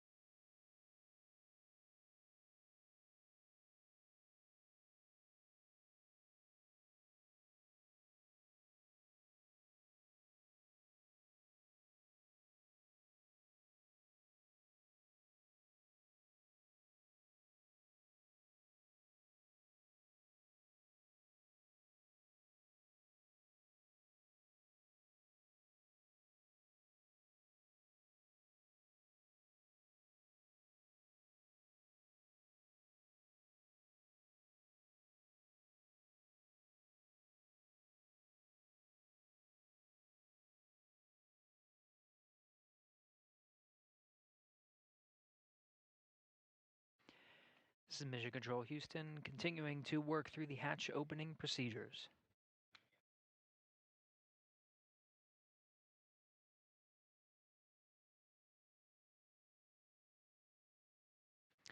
Outside of some of the channels that we patched through, that's part of the Big Loop communications. You could hear Sonny Williams and Don Pettit use a microphone to set up for the welcome ceremony that will be occurring shortly after Dragon hatch is opened. Once again, the A-Pass hatch is opened. You can see the crew in the back has been configuring the hatch. Once it's opened, they scan the area for any FOD or foreign object debris, and they photograph some of the area. That was some of the flashes you were seeing. Those images are downlinked to teams here on the ground, engineers that analyze and make sure that everything's safe. As precautionary measures, they detach the docking target. That's an extended pole that sticks out from the center of the A-Pass hatch on the other side. That was used as literally the target that we saw as Dragon was approaching the forward hatch. So that was removed. The hatch itself is covered with some fabric.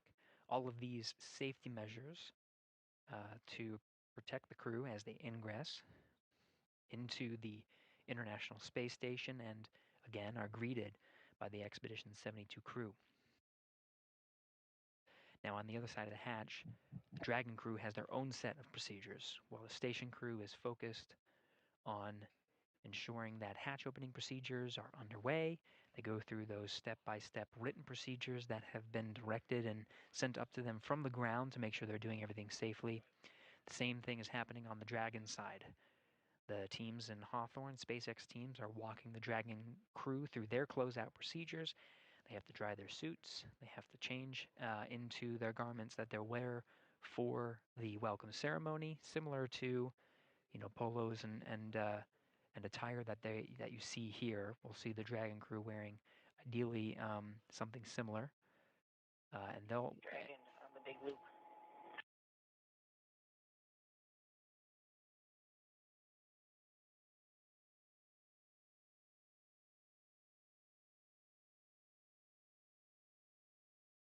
Go ahead for Dragon on the big loop.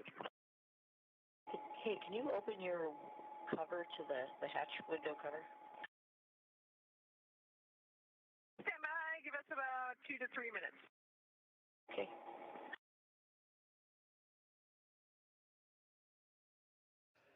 The excitement in the International Space Station is real, Sonny Williams. Over the big loop, again, the big loop configures the audio channels such that the crew inside the station can communicate directly with the crew inside Dragon. At the same time, those audio loops are patched through to control centers here in Houston, as well as the SpaceX Mission Control in Hawthorne, California. Everybody can talk on this loop. Sonny Williams, of course, eager to greet Crew 10 and welcome them aboard. As we mentioned, the SpaceX teams are walking the Dragon crew through their closeout procedures. Again, there's that little window that they can see through. Expedition 72 very eager to see 4 new crewmates and welcome them to the Expedition 72. When they enter and start their formal welcome ceremony, we will see all Expedition 72 astronauts and cosmonauts in this view that you're seeing right now. There will be 11 crew members aboard the International Space Station at the same time.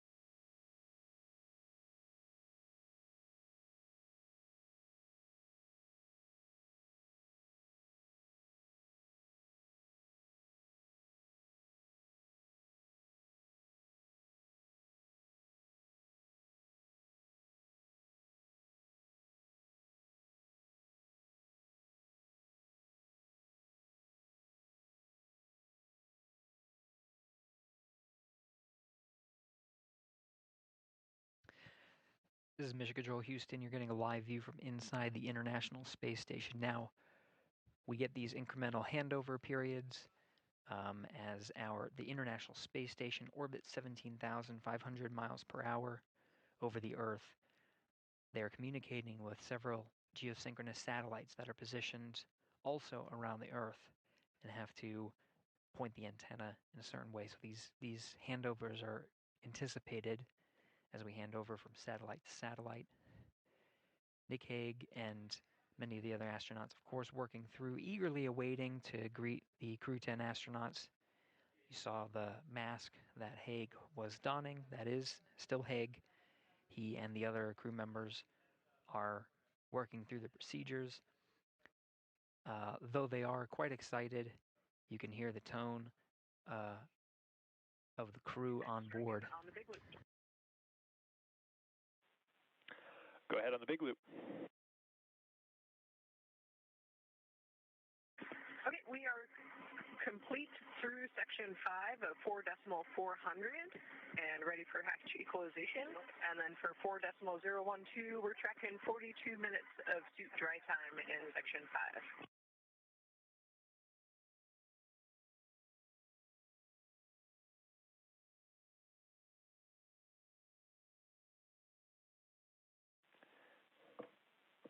And copy Dragon, standby 1.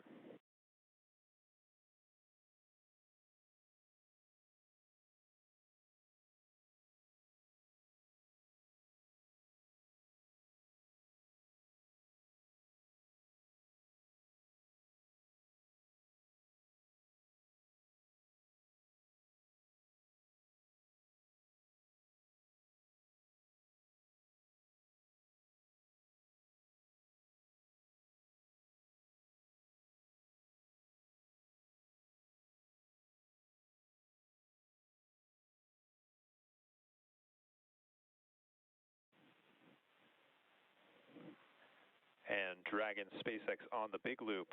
At this time, you guys are go for hatch opening per decal, followed by your remaining actions in section 6 of 4.400.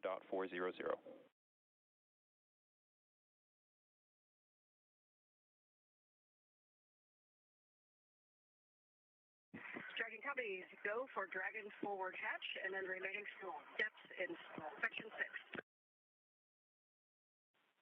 Good readback.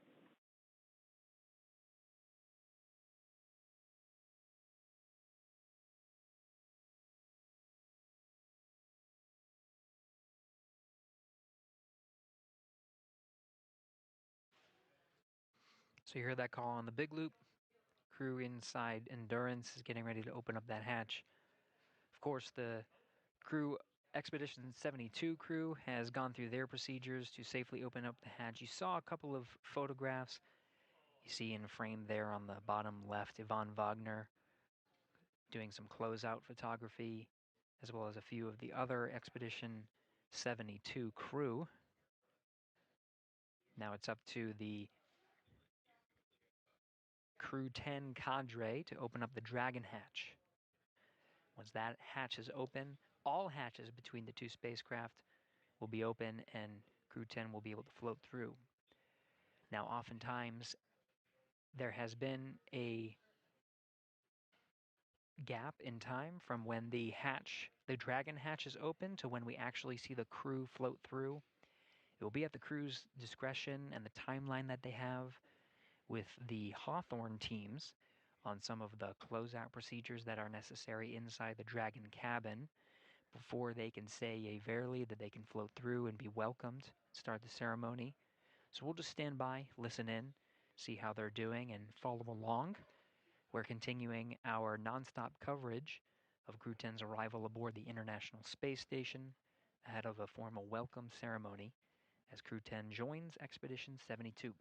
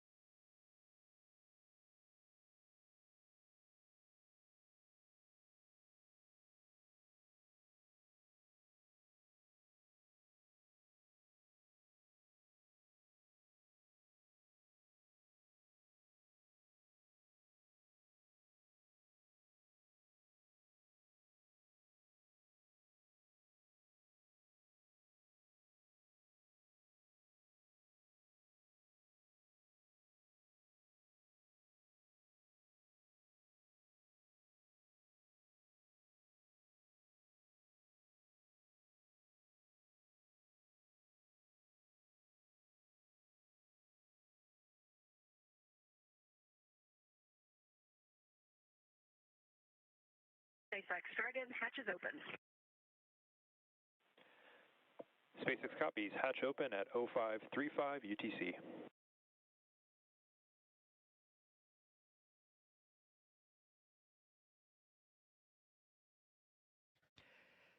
And there it is, confirmation that the Dragon hatch is open. That time of hatch opening is 12:35 a.m. Central Time on March 16th, 2025.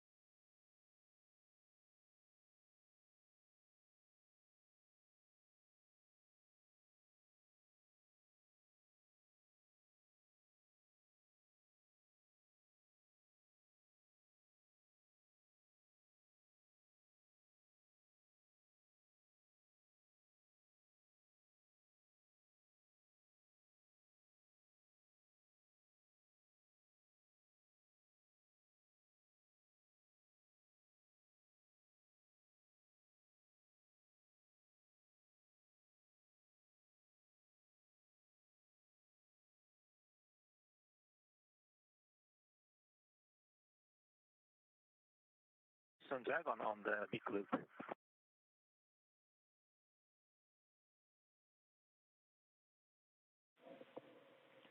Go ahead, talk. We are in step 6.1 of the procedure 2.102 Crew Dragon ISS and IMV that's installation complete, and you guys go for IMV fan activation.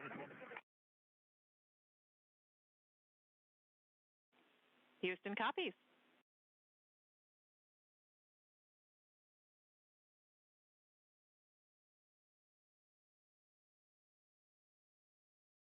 And Houston Dragon, do we have a go for LIO cartridge config?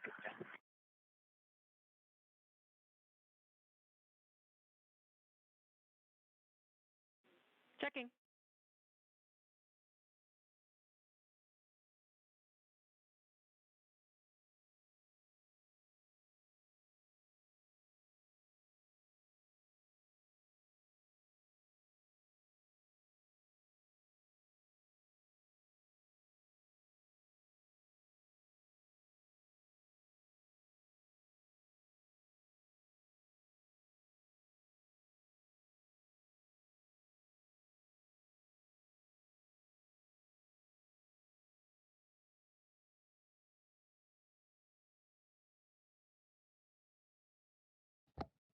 Standing by for words from Expedition 72. You see the bell in position that will be rung. Audio will be streamed down of the bell welcoming the crew. More Expedition 72 members coming through. Houston, you are go in step 6.3.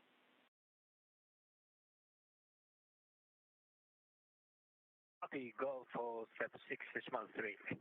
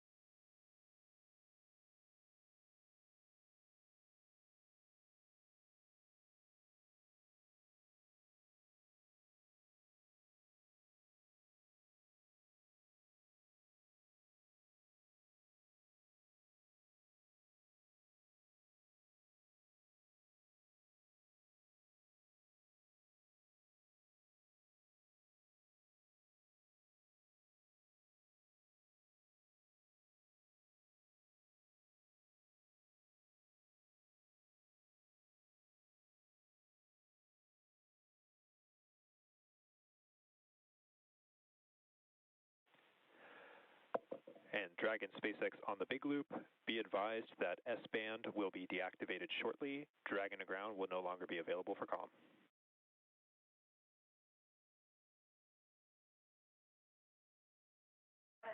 Dragon, copy.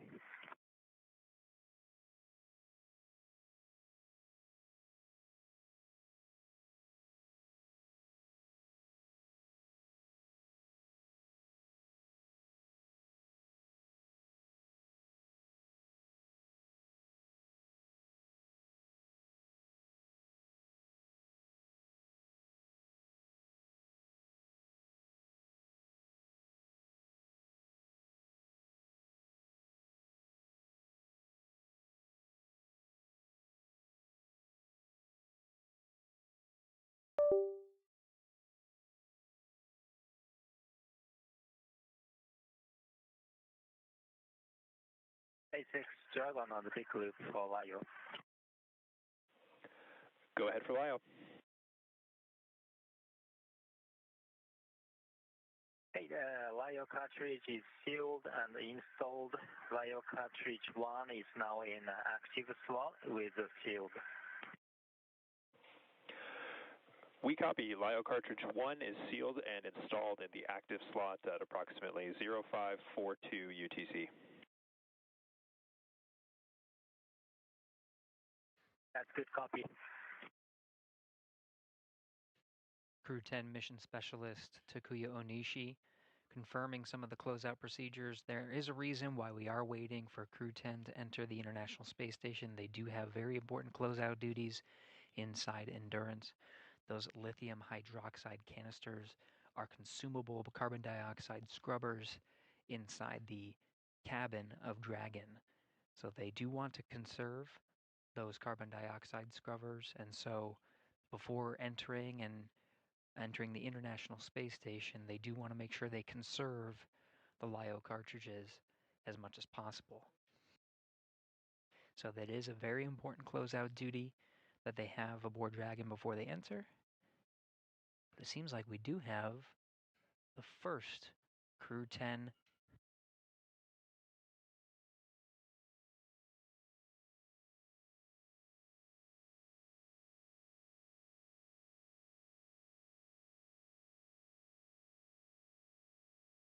Onishi, the first Crew-10 astronaut through the hatch,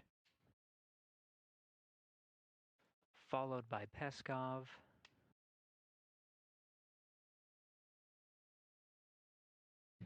Nicole Ayers, the first of the Fly's newest class of astronauts to enter, and last commander of Crew-10, Anne McLean.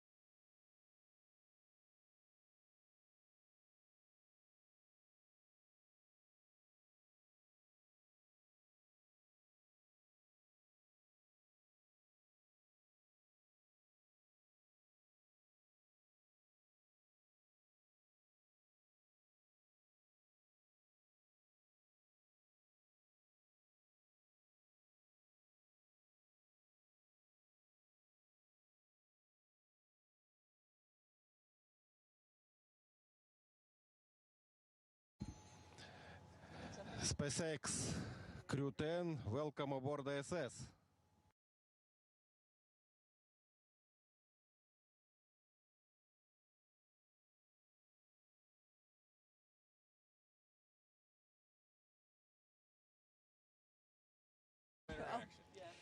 Well, hey, everybody down there on Earth. You're not hot on the mic. I know.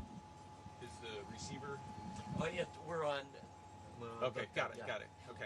All right, They changed it the last minute. Got it. Thought I lost my touch there for a sec.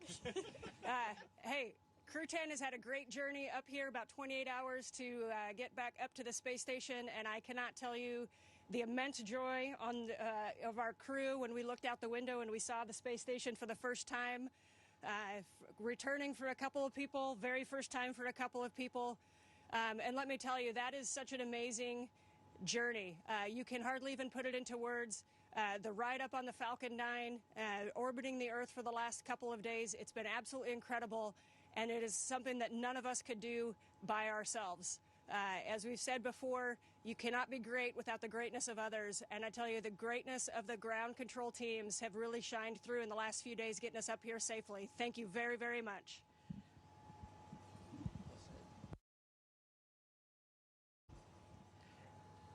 Hey, from the bottom of my heart, thanks to our families, friends, and our colleagues from all the partners, SpaceX, NASA, CSA, ESA, Roscosmos, and JAXA for preparing us and making it possible for us to get here. And we are so excited to now be officially part of the Expedition 72. Thank you guys. And I want to say a couple of words in Japanese from here.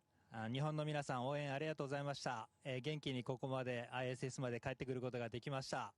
明日からまた一生懸命希望でのサイエンス等を含めていろんなタスクを頑張っていきたいと思います。ぜひ応援よろしくお願いします。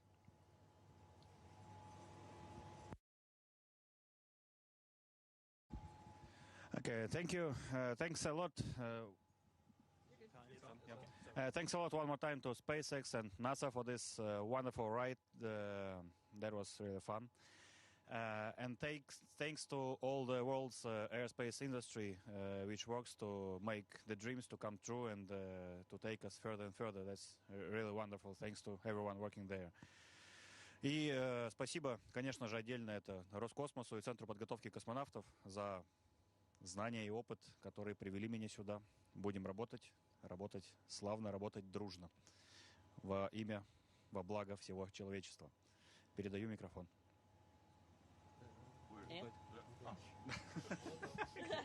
Потерялся. I'd like to just say again, thank you to SpaceX for the awesome ride up here. As a rookie, that was one of the coolest things I've ever done, and I can't wait to get to work up here. So excited for the 4 pilots and us that just got to get to space together, and now we're 4 astronauts together. So thank you to all of our friends and families, and thank you to all of the instructors and all of the ground teams who got us here. Can't wait to get started.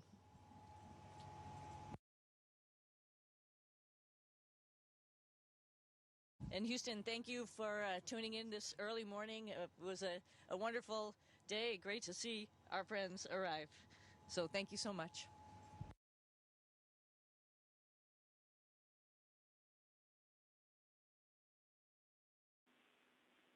Thanks to all participants. Station, we're now resuming operational audio comm.